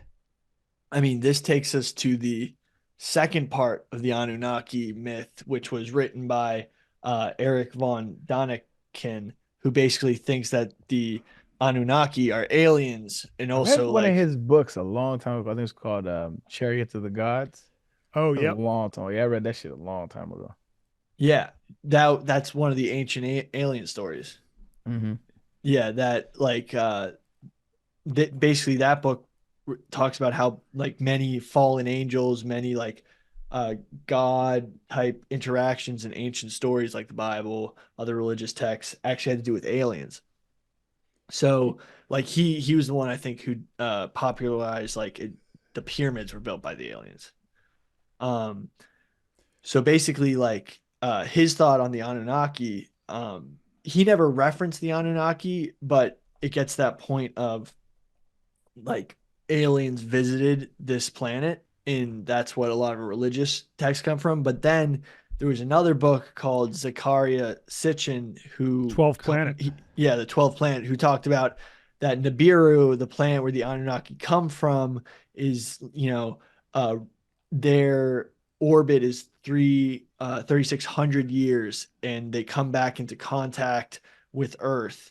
And the Anunnaki are fallen angels in the Bible, and basically through genetic editing, they find Homo erectus, Yeah. And then edit their DNA by splicing in some of theirs, which had knowledge, and then use them as slaves to mine gold. And that's why society is so obsessed with gold in that.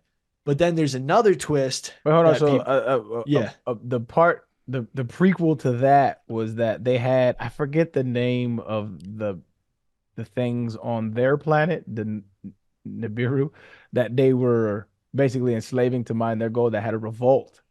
They were mining gold, and it was scarce on their planet. And what they found was, and this is where it gets kind of, well, the whole shit is wild, but it's where it gets funny, is they had a hole in their ozone layer, and they found that gold particles started to repair that, and they had mined so much of it that that it became scarce on their planet. And then so that's why they went searching other planets for gold, and why they, found Homo erectus, spliced it, made humans so that they can mine gold for them. Go ahead. Yeah. And then isn't that the crazy thing that, like, if we did put gold particles into the atmosphere, it would reflect some of the sun's energy and prevent global warming? Yes, some people think that could actually work. I don't know enough about that. I think Bill Gates is one of the people who has proposed doing that. Jeez.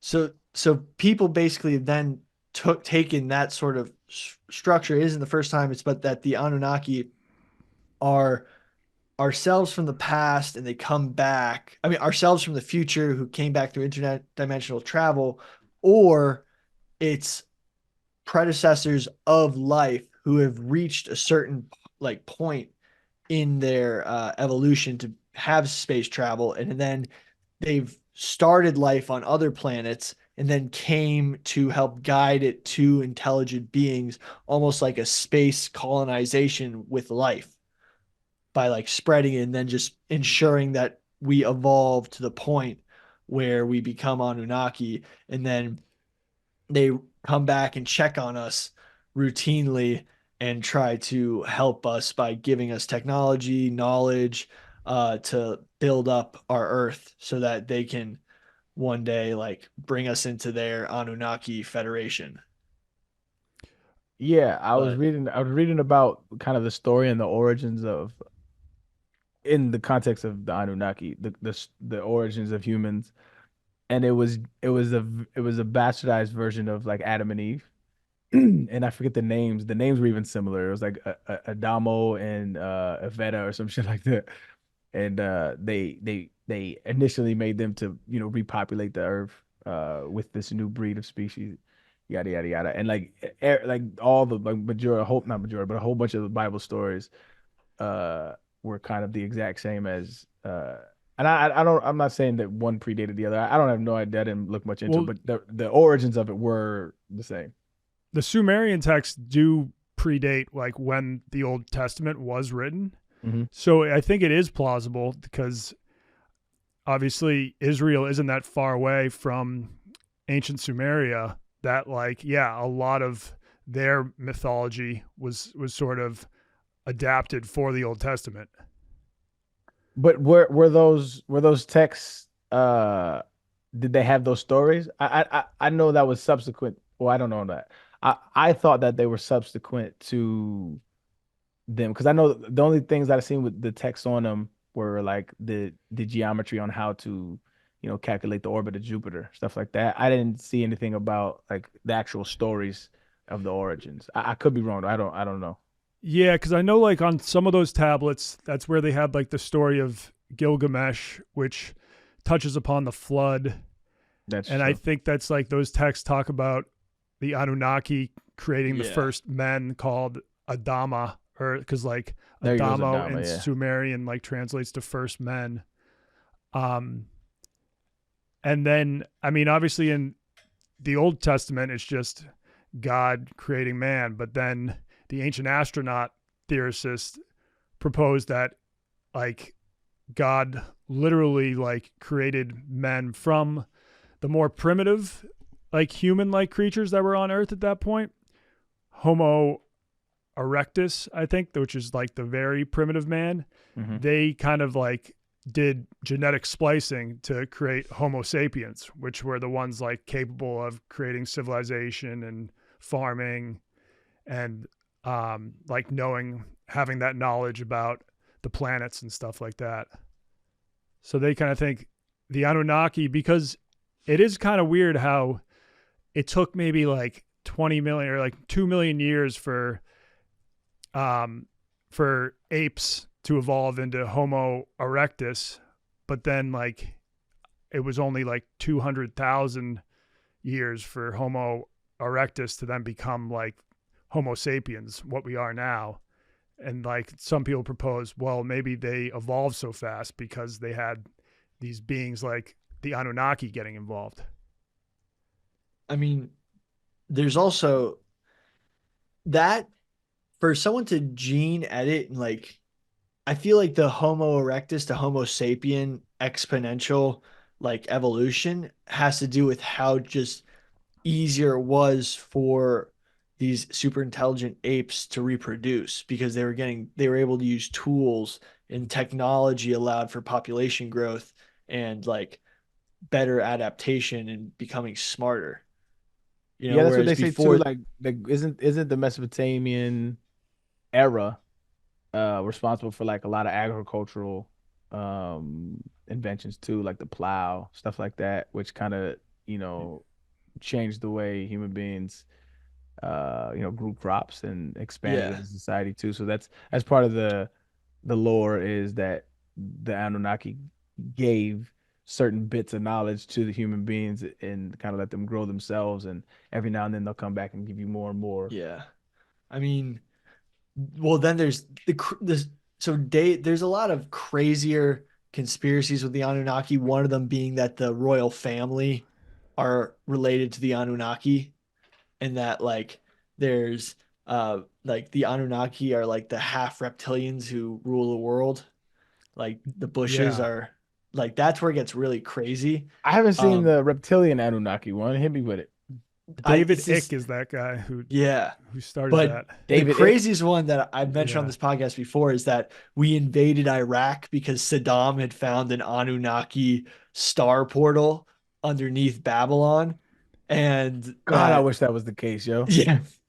That was why we don't know about the weapons of mass destruction, because they were weapons of mass destruction, but they were really a Stargate using Anunnaki powers. And also like the Nazis had figured it out, and that's how they got all their rocket technology. Yeah. That's some of the crazy shit. I mean, this was only in 2016, the Iraqi transport minister announced that Sumerians launched spaceships 7,000 years ago, and he held a press conference and like said that to a giant room of people. Everyone's like, all right. Jeez. What, did they have any evidence for that? I don't know. He probably just read the 12th planet. I mean, I think when I was reading into this, there are like ancient carvings and stuff from Sumer where it kind of looks like someone's in a spaceship, which, I mean, you can find those all throughout ancient carvings and murals where it's like, oh, that guy kind of looks like he's in a spaceship. Right. They say that about Egypt too. Yeah.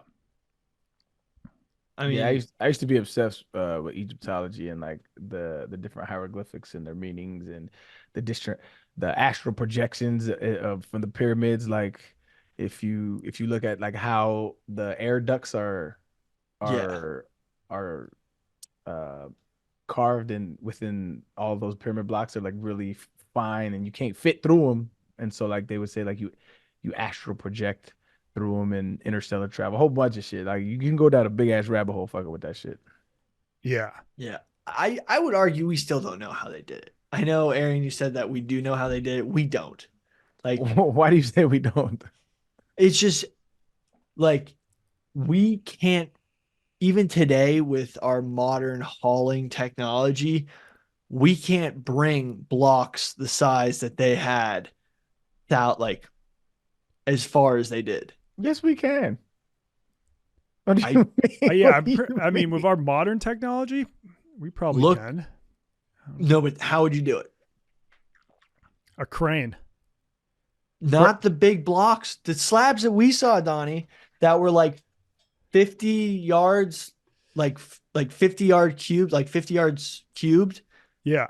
Of solid stone. How much do they weigh? Well, yeah, I mean, you can't even, the number's so big. It's like the distance from here to the moon that we thought we could run. 70 tons, maybe? Who is we? Not we. Well, he was just saying. By the way, for the record, it would take 60 years to run to the moon at the pace that the guy who's running through Africa is. Okay. So technically you could. No. What we were told when we visited the pyramids is they moved all the blocks by flooding the area around the pyramids, and then they just floated them on like rafts over to the building site. But still, that doesn't solve like how they carved those blocks out. Because like someone tried to do an experiment where they were like with the tools they had then trying to carve these blocks, and he was like, after hammering away or drilling away for like a full day, I made like 1 millimeter dent in this block. So it's just like, how the hell did these people carve all of these blocks up? Like, how apparently the pyramids only took 20 years to build. That's what they say. I thought some of them took like hundreds of years. No, because they were like they were building some of them before Cats was even born. Yeah. Well, that's what our guide said when we were at the pyramids, but he didn't really know his shit because he also said that Napoleon dropped a lot of bombs on the pyramids, which is what knocked off all the gold. But I looked that up, and that's not actually what happened. I mean, they moved a 60-ton granite block over 100 miles away in one piece. I don't think we have any technology besides maybe.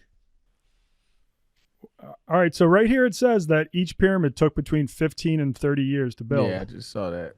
It's wild. I could have swore it was longer than that, but that's what they say. Yeah, I'm pretty sure like one took like 100 years. That's what I thought. I don't know. I don't know enough about it, but I do agree with you that the Anunnaki story would make a great movie. It'll be fired up. Yeah, because like 12th Planet, that book goes into a lot of detail that they came down, they built this huge base, and then when the flood happened, like in the Bible, that's when the Anunnaki had to leave Earth, and then they went up into their like, and this might be from the Sumerian tablets, I don't know, but it says they left and just circled Earth, which sounds a lot like going up to your spaceship and going into orbit. I think the best sci-fi movies to me are the ones that have like that kernel of scientific truth to it, like Interstellar, for instance, like super sci-fi, right? But like it kind of follows a lot of the principles of like, gravity and how time works with different mass. Yep. And so when you follow those principles, some wild realities manifest, but those wild realities make really dope entertainment with a good storyline. That's why like Interstellar was dope, right? Yeah. And I guess Nolan hired this physicist to be on set the whole time to make sure that what they were saying and the theories they proposed in the movie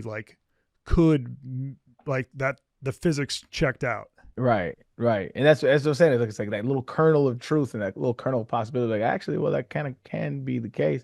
That's dope as shit to me. So like when you think about like this Anunnaki shit, like the reason why it's fun to entertain is because I mean we don't really understand how human beings got here, right? Like we don't really understand we understand how evolution works, but we don't understand exactly how life started and the origins on the earth. And it's just fun to postulate, and with a good storyline, this could be a really dope movie. Yeah.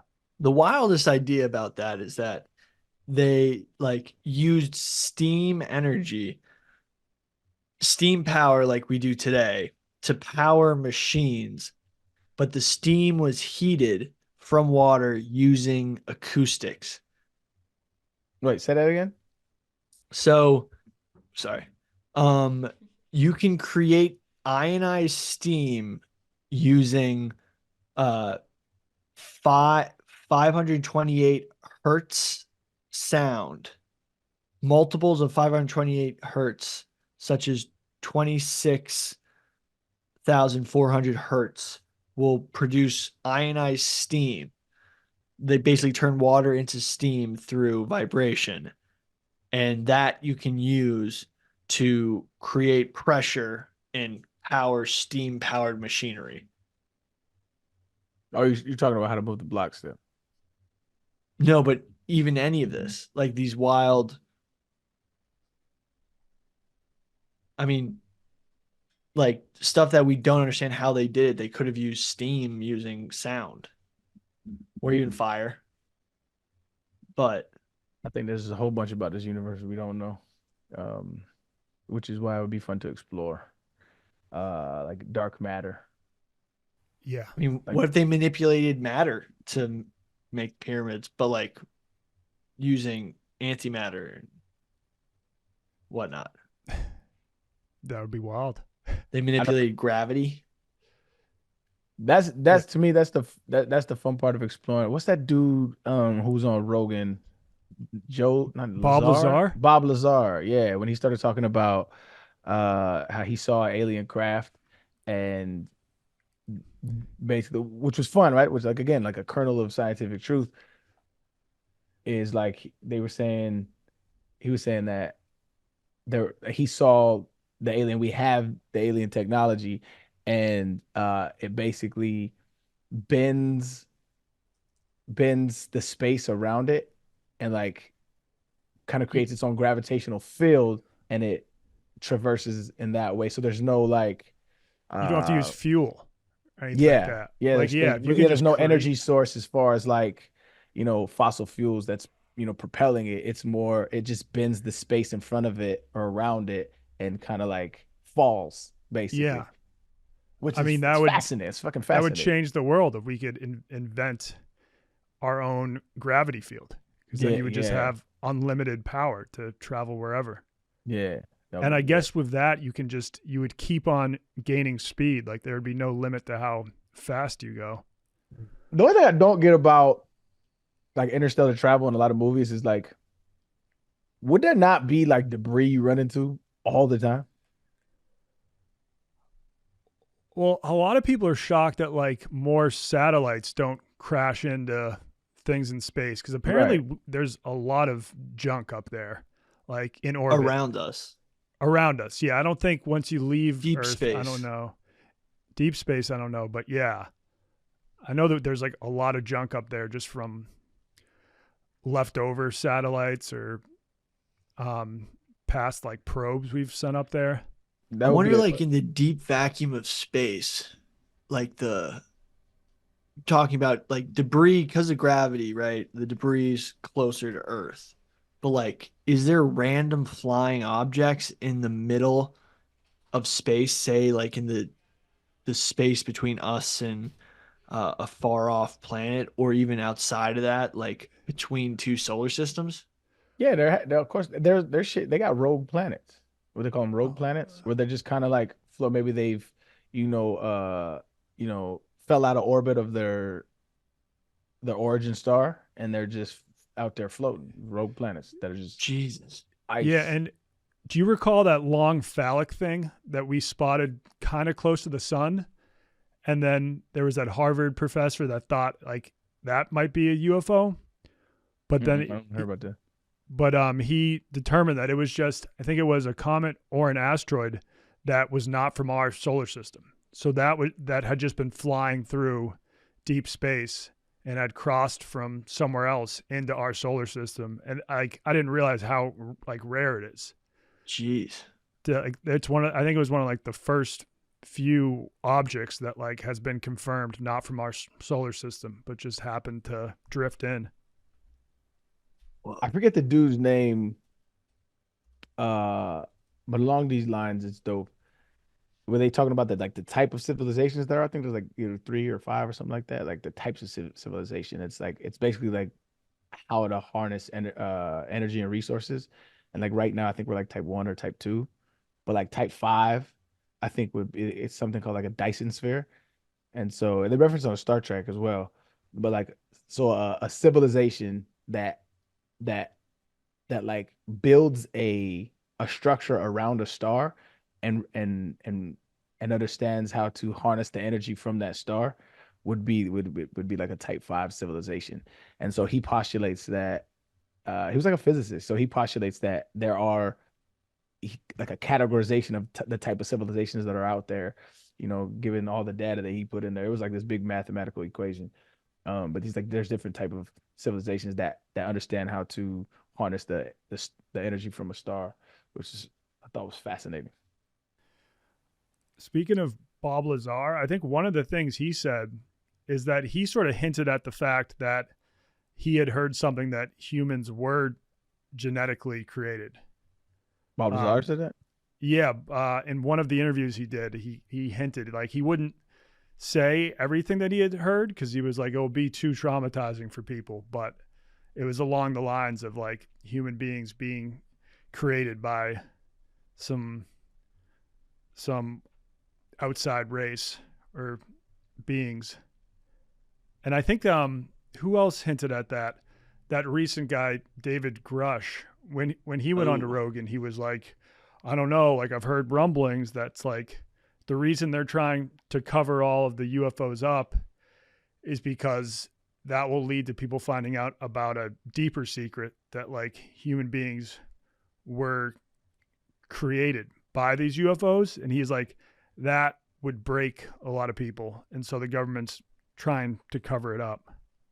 I mean, but how, so when they say create, because honestly, the evolution, right? Like you can see how stuff gets smarter. You can see how stuff changes. Like even how we went, like how dogs turned from wolves, and and how, you can see how changes happen, and you can sort of see like in like children growing up, like how intelligence advances, but I don't think that needed like external interaction to like create humans. If you were to say that alien life forms planted the original life on this planet, that I think that's more plausible than that we were gene edited from Homo erectus, because Homo erectus was pretty damn smart.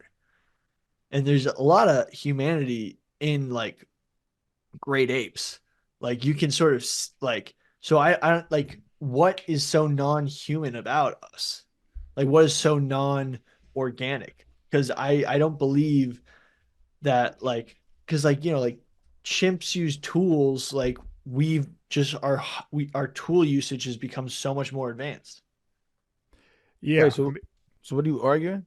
I'm arguing I don't think that aliens could create us because we kind of see how everything before us was created. Yeah.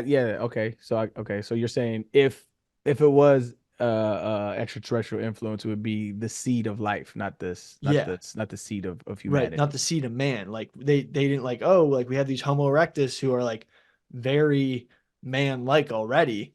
And like if you look at the fossil record and the paleoarchaeology on them, they're more than just apes. They're using tools, they have culture. They have culture, exactly. So like, also where did they come in? I mean, other reason why it's bullshit. I mean, all this is bullshit, right? Right. We were all just, this is just fun to talk about, but this is all bullshit. But I mean, a big part of that is like every species can be attacked, like the evolutionary tree, like it can all be, traced back to a single celled organism. Right. And like, if you look at like how whales have like hip bones and stuff, they were mammals. It's the reason why they come up for air. Like a lot of the stuff and how we evolved is the same way that other animals evolved as well. For whatever reason, our cognitive ability is way higher, but our primate cousins, like you said, they use tools, they have language, they have culture, like all of that stuff. And there are other mammals with the same stuff, octopus, the way they have all this stuff. Like, so yeah, it's all bullshit, but it's fun this one was fun to like talk about. But yeah, our evolutionary history is very clear that there were, very unlikely that we came from an alien species. Yeah. Like evolution disproves this. I think the more believable thing about like how all of a sudden civilization popped up is that there was an even more ancient civilization that was out there, and it was destroyed by a comet impact. Yeah. Where they've actually found the crater, and that wiped out like most of their civilization. But the survivors of that went and taught the other humans in the world about agriculture, about building techniques and stuff. And that's what kind of like jump started civilization back up. That's Graham Hancock's whole theory. And so they're the Anunnaki. The Anunnaki are like a previous civilization finding Mesopotamia and giving them like so it's what if it's at the bottom of the Black Sea, not the Black Sea, the Caspian Sea? What if they came down river? So like the Great Flood myth that they talk about. Like let's say there's a civilization that experienced a huge flood, and then like because maybe asteroid impacts caused glaciers to melt. And this has actually been proven by Randall Carlson. Like there was a comet impact kind of around Greenland or in Canada, which caused like crazy floods around the world, which if there had been an even older civilization than the Sumerians, it would have wiped out most of them. But those survivors, like if they then meet the other humans around the world that aren't as advanced, like they're going to sort of come off as gods. Like if we just found like a human race on the planet now that had technology that we don't, we would sort of think of them as gods. And like they helped plant the seed for like the rebirth of civilization. What if they're living in Antarctica and flying UFOs all around us? I'm not buying into that, but all I know is that the ancient civilization, that's a lot more believable than aliens coming down and like having sex with humans and creating this new breed of people. Like a lot of the times we're saying like, oh, how did they genetically splice to create humans? Like they could have just came down, had sex with humans, and then boom, you've got a new race of people. It's sort of like how a mule is made. Yeah. But mules can't reproduce. Yeah, isn't that the case with most hybrid creatures? Yeah, like ligers. Yeah. Ligers can't. I thought they could. No, teons and ligers can't reproduce. And because of that, that's why what is a teon? It's a tiger. The tiger is the father. And the lion is the mother. Is it big as fuck just like the other one? I know ligers are like I think it's actually I've never heard of a tion. Is tion? I think it looks more like the rare tigon. Female lion, male tiger is a teon or tigon. In a liger is a male lion, female tiger. I had a chance to see a liger in person. They're huge, cool. Right? Yeah. Fucking enormous. That was they can't reproduce? No, I don't. Yeah, something about whenever you mix two races, they might be able to have a baby, but that baby can't have babies. Male tigons are sterile while the females are generally fertile. But because only female ligers and tigons are fertile, ligers and tigons cannot reproduce with each other. So what can it reproduce with? So like a tiger can knock up a tigon woman? Yeah. Or can a lion knock up a tigon woman? Probably. I mean, that'd be crazy. That's wild because when you think about like the spread of lions and tigers, like the females can reproduce. So like that's how they're kind of all related because, like grizzly bears or growler bears, I think they're not. What is a growler bear? Yeah, growler bear is a grizzly polar bear hybrid. Sounds like a mean ass bear. It's scary. Are they? I want to see if they're growler bears fertile. I had never heard of the offspring are fertile. Yeah, but that's because grizzly bears and polar bears are or I think they're just closer related than lions and tigers. Yeah. I mean, Homo sapiens mated with Neanderthals. Yeah. That's been proven. We think that might be where the ginger gene comes from. From the Neanderthals? Yeah.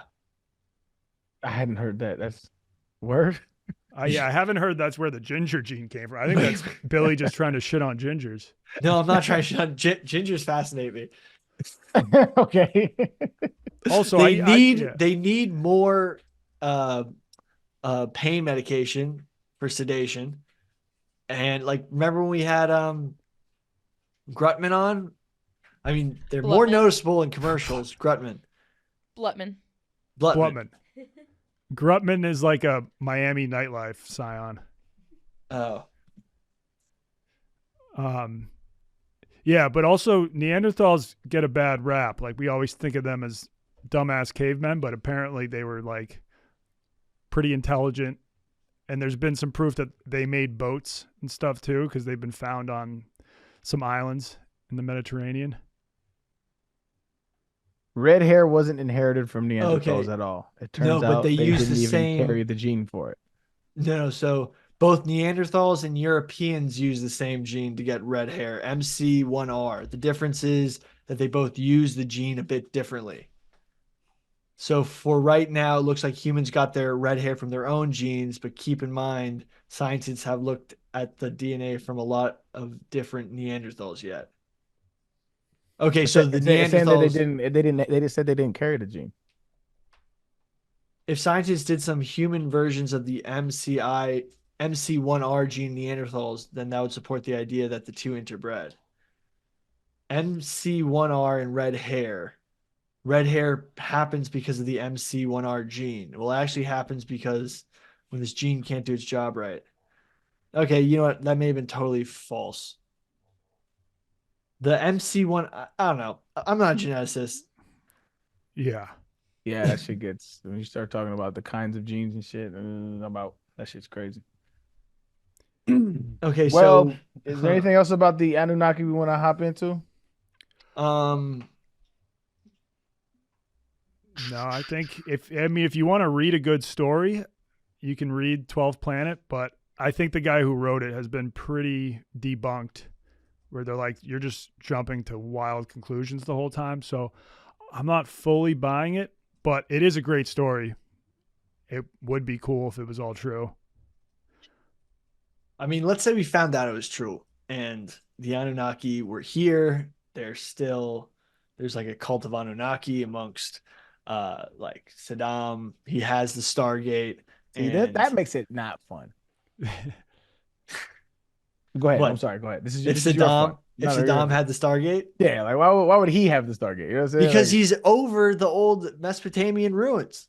So it would be like, I don't know. Like, if I'm the Anunnaki, I give it to like rational human beings. I feel like I could decipher who and what is rational if I have like created this alien race that I'm obviously have monitored to see the progression over the years, right? And so like, why would I give it to like a dictator? Because why'd I give it? Go ahead. So Gilgamesh's grave is what they're talking about under the Euphrates. I don't know. It's just, it has to do with the Mesopotamian text. So like they find his grave and, you know, basically are able to wake Gilgamesh up and be like, Gilgamesh, tell us everything. And he's like, it just woke up in 3,000 years. Here's how to make Stargate. Yeah. I guess one last thing we can touch on, we talked about Nibiru being the planet that they come from that just has a huge orbit that only passes Earth like 3,600 years. A lot of people thought that the next rotation was going to be in like the early 2000s and that it was going to like cause a pole shift on Earth and like maybe collide into Earth. And so there were like whole cults of people that thought like that would lead to the end of the world. But I think the dates they predicted came and went. So not the case. Yeah. The truth is more likely more boring than the fiction. Yeah, but something that would be cool, which I think we technically could do, is recreate Neanderthals. Because I think we have enough of their DNA. Like the mammoths? Yeah, like the mammoths. But it'd be cool as shit. Though? Dude, imagine what kind of wild would it be neurodivergence they'd have.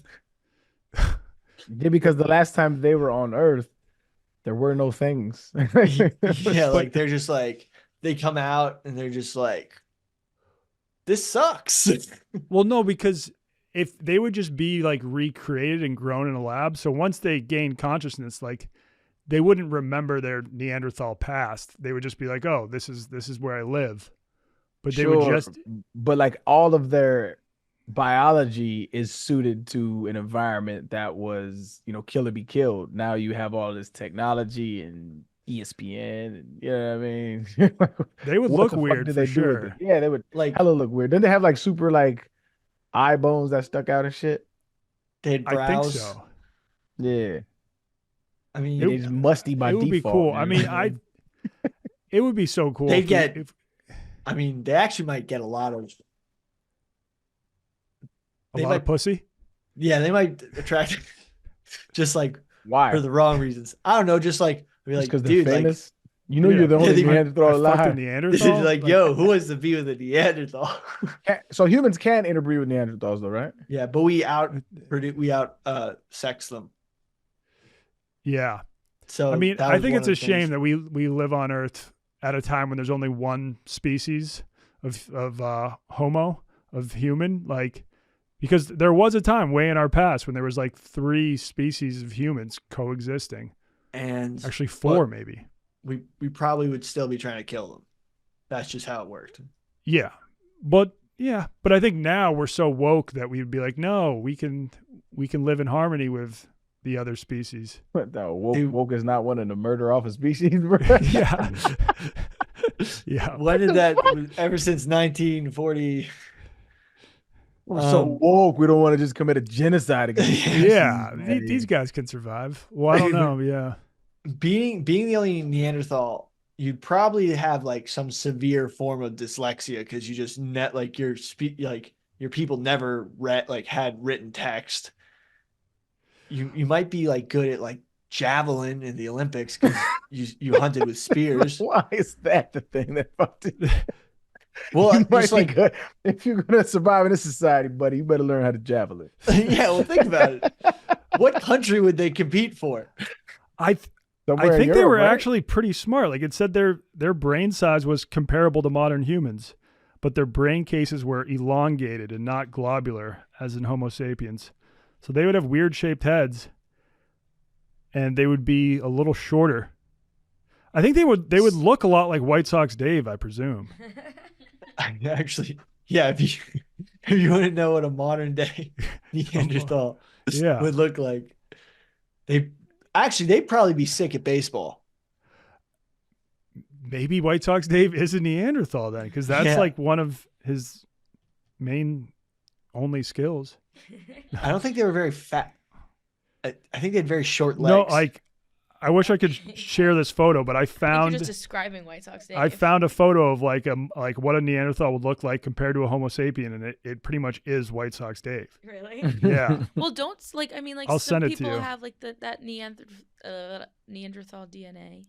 Yeah. Oh my god. I don't think it's totally breeded out of us. I think some people still have Neanderthal. I could be wrong about it. No, some people like have Neanderthal as like part of their I don't think it's totally. Yeah. But you know what's crazy? People, it's actually more than you think, because like people say like, oh, only 0.02% of my DNA is Neanderthal, but it's like we have 98% the same DNA as a fly. It's like a house fly.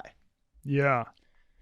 And that 0.02% is like a lot more different. Like I think how much do we share with? I think it's actually 60% with a housefly. Something I don't understand. It says the percentage of Neanderthal DNA in modern humans is 0 or close to 0 in people from African populations, and it's about 1 to 2% in people of European or Asian background. So I guess the Arian migration is not a Neanderthal. Yeah, we can confirm 100% not a Neanderthal. But I guess the migration out of Africa, I guess, because Neanderthals, I think like they've left Africa, but really kind of became who they were in Europe. And then Homo sapiens, like they evolved in Africa and then left, and they're the ones who now populate the whole world. What it was Homo sapiens then Neanderthals, was it not? No, it was Neanderthals. Neanderthals. I think Neanderthals was part of the first wave. It was like Neanderthals in Europe, Denisovians in Asia, and then Denisovians they got outcompeted by Neanderthals. And then the Homo sapiens were the last to come out of Africa, and they just dominated because they had insane stamina. They could just run forever to hunt stuff down. They didn't have to Neanderthals would just be like 10 dudes taking down a mammoth, like mano a mano, whereas Homo sapiens hunted lighter game that they would chase down until they basically died of exhaustion. The book Born to Run, super interesting about how human superpowers is just being able to run for super duper long distances. They talk about the chia seed in that, don't they? Yeah. But it's crazy. We just outclassed Neanderthals in so many different ways, and we just outfucked them was the biggest one. I read what was that book? I think it was called Sapiens by what was that dude's name? I don't know that guy's name, but that's a cool book. I forget his name. And he talks about how, although it's not settled, but there could have been a mass war against Neanderthals, like Homo sapiens and Neanderthals warred it out. Literally hundreds of thousands of people died in this war. I remember him talking about that in that book. It's been a while since I read it though. It makes sense, because human beings kill each other just for looking different. When you're just a different species, they're probably going to do the same. I thought about that. So one time I had an edible and I was watching, this is a while, it was 2016. I was watching Planet of the Apes. And it was the more modern one, not the older ones. Not with Mark Wahlberg. I think it's Mark Wahlberg, but it was the ones after that with Caesar. And so I was that was lit. And that movie, When You're High, is so fire. And so he comes down, or they see the humans, and one of them pulls the gun, and then all these apes come out from the from the trees, and they kind of and then Caesar's telling them to hold, don't do anything, and they're taken back because yo, these motherfuckers is organized like that. And all of a sudden Caesar just says, "Go." He says, "Go." And when you're high watching that shit, dog, you're like, "Hey, yo, that shit is crazy." And then my mind got to wondering if a species ever was organized and could communicate and had language and had their own thing going on, there's no way we as humans let them do their thing. We're gonna kill them off. I would be down. Let's live peacefully and have a peaceful coexistence. But there's no way human beings are gonna let them just exist. We're gonna kill them. Dude, imagine if cephalopods like octopuses and squids started to make a concerted effort to destroy shipping over the seas because it's destroying their environment, and they had groupthink to try to climb up anchors and shit, and just try to sink ships. And they all and it was it's kind of like Planet of the Apes, but it's Planet of the Squids. And but randomly, there has never been really any kind of attack from orcas ever in recorded human history. And then lately, there's rogue pods fucking with boats and shit. This could be AOA. I don't know if y'all are an Avatar fan, but AOA could be rallying the troops against human beings because we fucking up the crib. I actually had a theory that Putin's training the orcas to be terrorists because it's not the first time that he's trained whales. Okay. Something to look into. They trained beluga whales to be spies. Why wouldn't they train orcas to be terrorists? Just saying. Why do orcas got to be terrorists? Why can't they just be defending their homeland? No, but it's funny because that's very American of you. I know, you don't agree with the terrorists. No, I wrote a blog when those attacks are happening. I was like, look, the Russians, they're at war. They've been known to train beluga whales to be spies. They could be training orca whales for other things. Wouldn't that be fun? But yeah, dude, imagine the scene where a giant squid is the giant squids come out to help the octopus try to sink these giant ships, like from the depths of the. Yeah, like from the deep, because that's where they lurk, dude. I'd be down. I'm tired of down. humans and our shit. We're so stupid. This is dumb. I think the humans would win though, even if every squid and octopus in the world right now like launched a revolt. All right, what about every animal in the world, like AWA type shit, right? Like Jake, attached his little dreadlock to the tree and was like, "You see my world? They messed up their world. Don't let them do it here." And then AWA comes and lets all the animals help war with the sky people. Like, what if who you got in a match? All the animals in the world versus the humans. Do we get domestic animals? No, they on the side Every of AWA. What you? Yeah. So like your dog tries to kill you? Dog, it's OV. You got to kill Spot or look at you, Whitey. Your name's Whitey. He gonna come after you. You gonna have to kill him, dog. He gonna come after you. Look at you. Look at shit. Shit shook you. Look at you.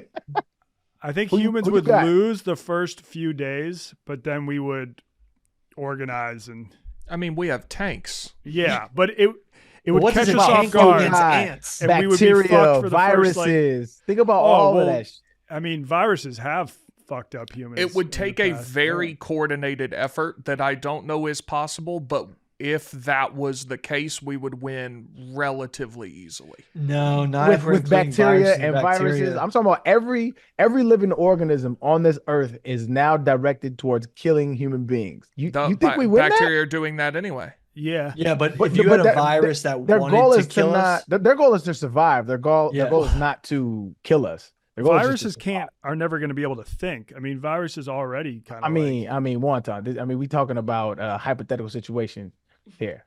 Y'all trying to bring reality into my. No, but a virus is one to kill us. They could. Nobody knows if a virus is an animal. People are very. That could be freaking Anunnaki. Hypothetically, every living organism, bacteria, virus, anything on this earth now has the hive mind, and its goal is to eradicate human beings. Do we win that battle? Not if viruses and bacteria are involved. If you take out virus and bacteria, but then think about if plants could try to kill us too. But plants are pretty damn slow. Poison spores, dude. Yeah. I was reading this article the other day where there's evidence now that plants are talking to each other. Like they release like a mist and they're actually communicating. And even underneath like the fungal network, they send communication to each other. Like say like there's termites or something. They send communication to the other one about how to get rid of them or how to, survive and ward them off or whatever the case may be. That's fucking wild, bro. Dude, I think the fungal network expands farther than plants. I think it's in people. I think it's in animals. And like that's what connects the whole system. It's like The Last of Us. Yeah. I mean, if the fungus attacked, we'd be screwed. Yeah, that's like literally The Last of Us. We're done. That actually does terrify me because that's like, I mean, those are actually things, not that The Last of Us would happen, but like something similar maybe someday. Yeah, I mean, especially like rabies, dude. Rabies is straight up zombies. I mean, human beings got pretty lucky that COVID wasn't as bad as a lot of viruses in the past.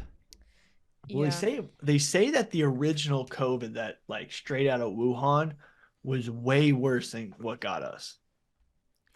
Like, but they contained it in Wuhan because they didn't contain it. It was just like the law of viruses. The only way it was able to spread was that less, like people with less, like worse variants of killing people survived because the virus just wanted to spread. Yeah, because the really bad version killed people before they could spread it to enough people. Yeah. Okay, yeah. So like, that's wild because remember those videos coming out of China when it first was hitting? Where people were just like dropping dead out of the blue? Yeah. I do. Are you saying that's a separate variant than the first one that we dealt with? Not a separate, but I think like the OG COVID that like straight out the lab was probably way worse than what eventually spread to the rest of the world. Because like if you look at the death rates in Wuhan and in surrounding areas, it was much worse than the overall. Yeah, I don't know enough about the original variant. Like Donnie, what did you hear originally when it broke? The first rumblings at all in China were that it was like a variant of pneumonia. It was like a weird pneumonia or bronchitis variant. And that's before they were saying this was something completely new. And then all of a sudden they were like, no, this is actually a new virus. And then boom, Wuhan was locked down. Yeah. Jeez. And think about what we don't know about that. A lot. Yeah. Fire. Well, nothing else on the Anunnaki, man. That was fun to ponder and think about, dog. Is Big T, you teed off about anything? We didn't even tap in with you, man. What's happening? Okay, so I was grocery shopping the other day on my phone to get it delivered because I didn't want to leave my apartment. And there is no I don't want the government involved in too much. I want federal legislation on this. There is no standard for what the size of a toilet paper roll is. You look at one, it says this has 8 triple mega rolls, which is the same as 24 regular. Then you look at this one, it says, well, this has 12 super double rolls. There's no, you don't know what you're getting. And so I can't figure out what's the most cost-effective and best option because there is no standard of what I'm looking at. And I would like them all to be the same. That thought actually crossed my mind the other day because I have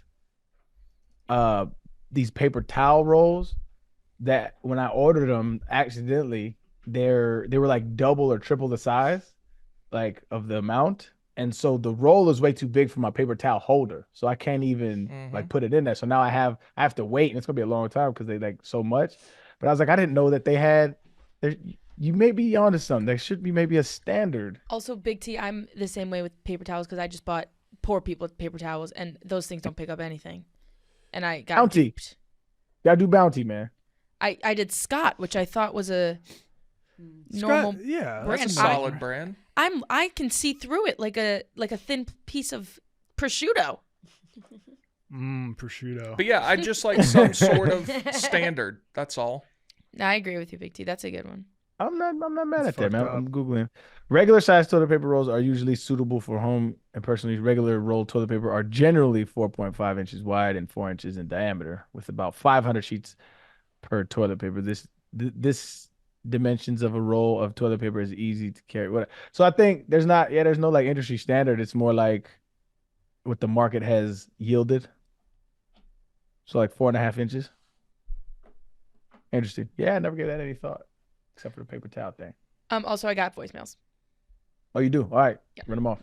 What's up, guys? This is Joe from Canton, Ohio. I was just giving you guys a call because I recently tore my ACL and stretched my MCL playing disc golf.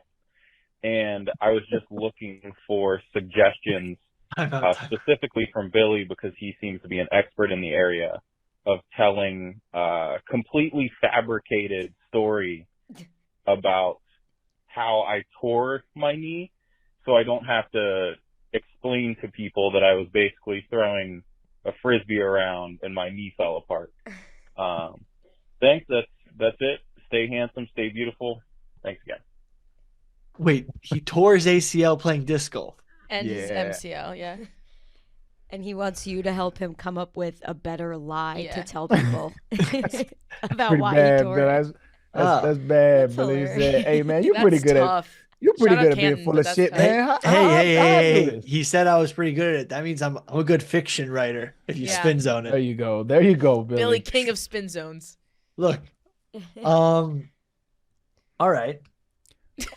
Ultimate frisbee, he should say, because then he's not lying too much. Yeah. He was playing with a frisbee, and he just has to stretch the truth a little bit. I feel like anything related to a frisbee though, it's still gonna be tough. It's nerd. Also, you could being from that area, I don't think anyone's playing ultimate frisbee up in Northeast Ohio. No, he didn't say ultimate frisbee. He said disc golf. No, that's what I was saying Donnie just said. That could be his lie. What the fuck is lie. disc golf, bro? I gotta Google this shit. Disc golf is literally what it sounds like literally frisbee golf. Arian's gonna be hooked.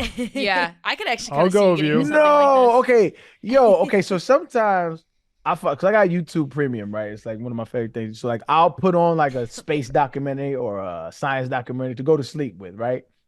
And when I wake up, I've seen them play this randomly. It's like tournaments, and like I'm like, what the fuck is this? And I never knew it was called disc golf. vibes. Yeah, 100%. From Billy played with Obscure PMT, Sports right? Quarterly. Yeah, we did play. Yo, It's Aaron fun. Rodgers is back on Rogan. Okay. Again? Okay, but yeah. Again. And he's dropping some crazy shit. Spin zone back to what we were talking about. Disc golf's fun. I'll say it. But it's not maybe the most macho way to tear your ACL. No. I got one. No offense to this man. How about he say he was helping a homie move, and it was a big ass couch too, and on the last step he just his knee twisted on the inside, MCL, yeah, so the knee twisted on the inside and it just gave out and it popped, but he didn't drop the couch. Oh, so now he's also helpful. Yeah. Yeah. Good dude. No, I just at this point I'd say you stepped on some ice and it just blew out because of previous, your muscles are so strong you just tore your own ligaments stepping on a piece of ice. What if there's it's like, ice, though? It was a freak injury. You're better off going with a freak injury than a disc golf injury. Because that's like, oh man, like it was a freak injury? Jeez. Or how did you do it playing disc golf? Did you step Probably on a root or something? You don't have to tell people we're playing disc golf. If you did it in the act of throwing the disc and you like twisted and the torque. Damn. Tough, man. Yeah, like he was going to throw it and he over twisted his leg is what I'm thinking. Just go with it. Fuck it. I tore it playing disc golf. Here's what it is, dog. That is funny. I also like the moving thing because it makes you sound helpful. Yep. Yeah. And selfless. All right, there's one. That is going to give a lot of women the ick, though. You got to come up with something different. The disc golf thing, yeah. Like for the fellas, hilarious. But like, there's gonna be some girl out there who you're like taking out on a date, and you're gonna be sitting there and be like, you're limping. Oh, like what happened to your knee? And you're gonna be like, oh, I tore it disc golfing, and then it's just. But like, just playing disc golf is already the ick. Yeah, like, he doesn't have to like explain tearing something. You know what I mean? Yeah. No offense. No offense at all. But if playing disc golf, is already ick enough, even if you don't tear your ACL, and then you do tear your ACL. That's terrible. You're better off with Again, just no a patch of ice on the sidewalk. You stepped, boom. Mm-hmm. It happens to a lot of professional athletes in the same way. Just say that. It happens to a lot of professional athletes in the same way. Mm-hmm. Just go with that. That always plays. Say you were playing one-on-one basketball with your former all-pro running back boss, and things happen. The court caught up to him. That's what happened. Arian, he still won that one-on-one game. He still won that one-on-one game. It's crazy. The only clip that's going off from the video is you nutmegging me and scoring on me twice. Billy, you suck at basketball, bro. Look, dude, a win is a win, man. A win is a win. It ain't though.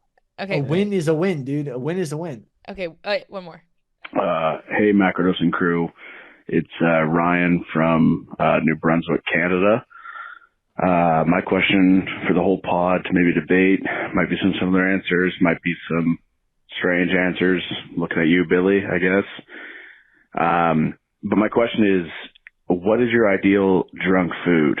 So you go out on a night on the town, you get whatever, little bit drunk, whatever your level of alcohol or have a good time consumption may be, and you're going home for the night, and what is your all-time meal? Like the last time you're going out in your life, what is that last meal you're drinking or eating, when you're drinking? I apologize as I've been drinking. And this is not hungover food. This is food you want to eat when you get home from the bars, you're drunk, and you want to eat before you go to bed.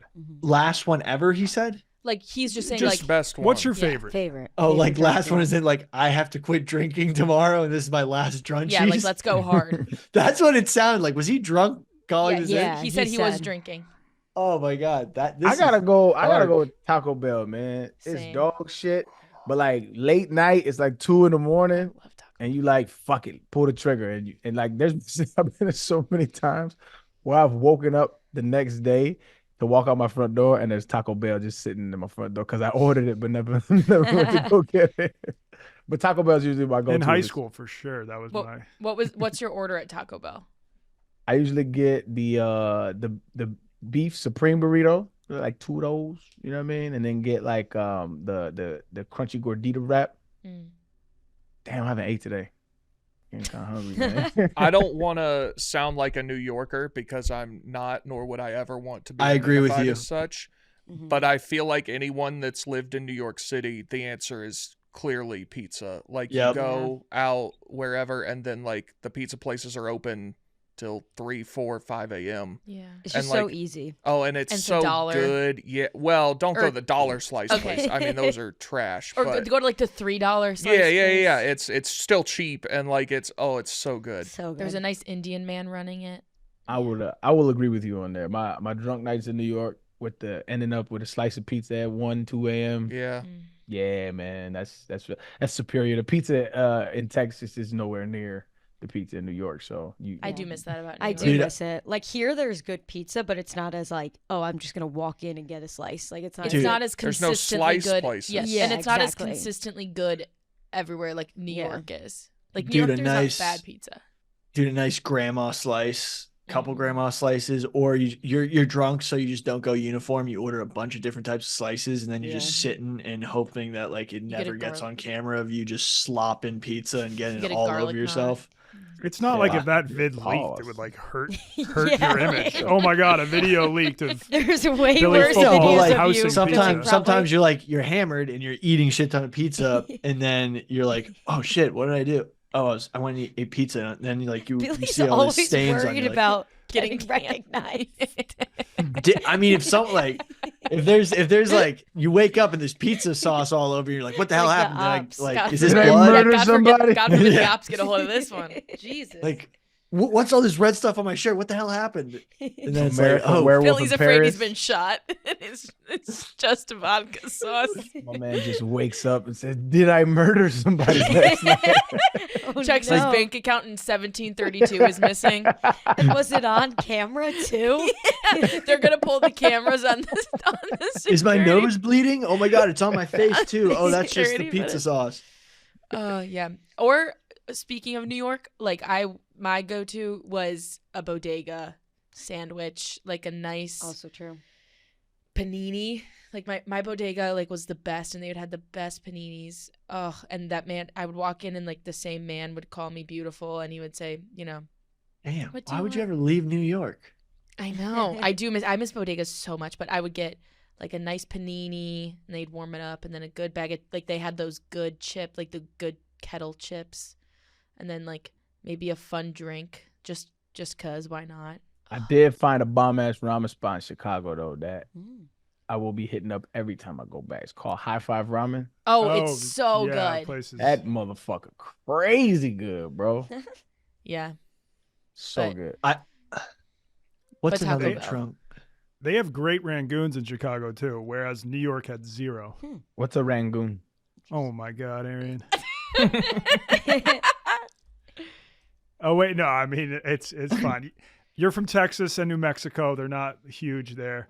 It's a wonton filled with cream cheese and So fake are crab. you? And then deep fried. A wonton filled with cream cheese. A deep fried wonton filled with cream cheese and fake delish. crab. Rangoon. A crab Rangoon. Crab Rangoon. Yeah, I think in like obviously you were in New Mexico. Oh, I've And seen then- these. Yeah. Panda Express They- has them. They probably just I've call them like cream cheese wontons where you're from. Wontons. I've heard them called wontons. I've never heard of them called a Rangoon. Yeah, well, New York still hasn't figured out how to make one. Is that what you get drunk though, Donnie? No, I'm trying. Yeah, I mean, that's a great Sunday evening food. But in high school, it was like, and in college, it was always Taco Bell or Wendy's when we were drunk. Oh, Wendy's. I haven't been to Wendy's. McDonald's. In so Hot and spicy McChickens too at 1:30 in the morning hit different. Mm-hmm. I had Cookout once. I literally was just gonna say Cookout. South. We went to Cookout at Tennessee.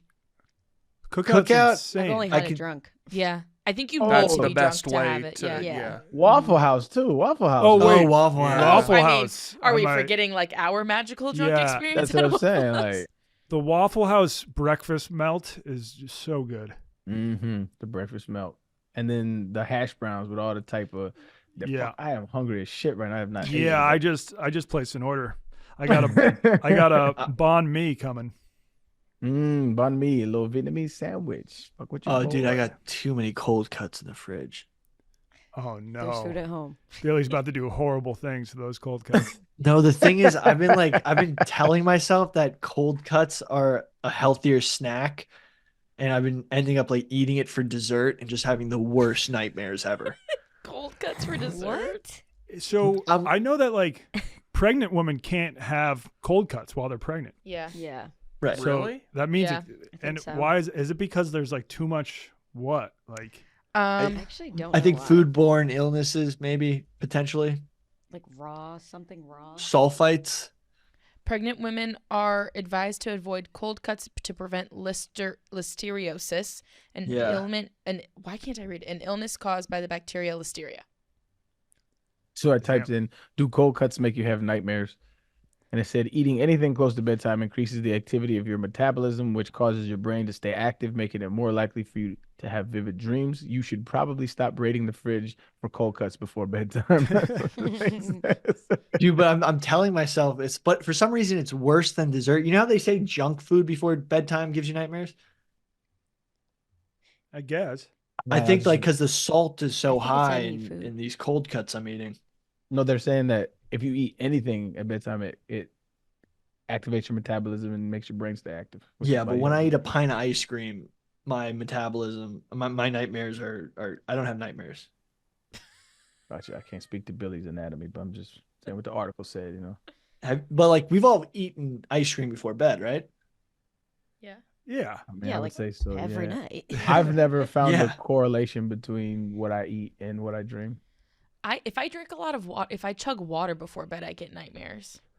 I've realized recently. I'm getting old. I'm Water increasingly before having to get up in the middle of the night to go pee, dog. Shit's fucking annoying. Yeah, I'm doing. Don't you have your bottle? After the move, or I'm sorry, after the renovation, they threw it out. Actually, I haven't had it for a while. Damn. Someone else had to You throw know out what? your piss bottle. You know what? You're right. It's time for me to order another. Gotta bottle, get back dog. on You that. need a new Getting one. sick of this shit. 'Cause I last night I forgot woke up, I about was like, that. "What the fuck? That fucks the sleep up. It's just whack." Yeah, that's like something you just take for granted until you get to a certain age. I can still make it through the night most nights, but I think probably once I hit 40, I'll be Yeah. waking up to piss. 3 years from 40, dog. It's coming. Tired of this shit. Is what it is. But you well, only feel ladies and 30. gents, that's facts. I only feel 30. Yeah, you only feel 30. That's facts. First I think time you felt 30 in your 30s. I feel. Matter of fact, don't be talking to me about shit I talked to you on the basketball court, man. Fuck you, Billy.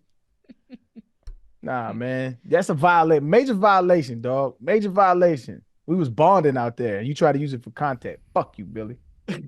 Anyway, great episode, fellas and ladies. Y'all catch us on all the platforms. Doing well. We appreciate all the support. Man, it's fun hanging out with y'all. So see y'all next week. I think PFT's back next week. He will be back with a new contract as well. Yeah, new money. He gonna smell like money. His glasses gonna be Louis Vuitton. Same PFT. You know what I mean? Appreciate y'all, man. Donnie, appreciate you stopping by. Thank you. Thanks for having me. On it. We out. Peace out. Mm.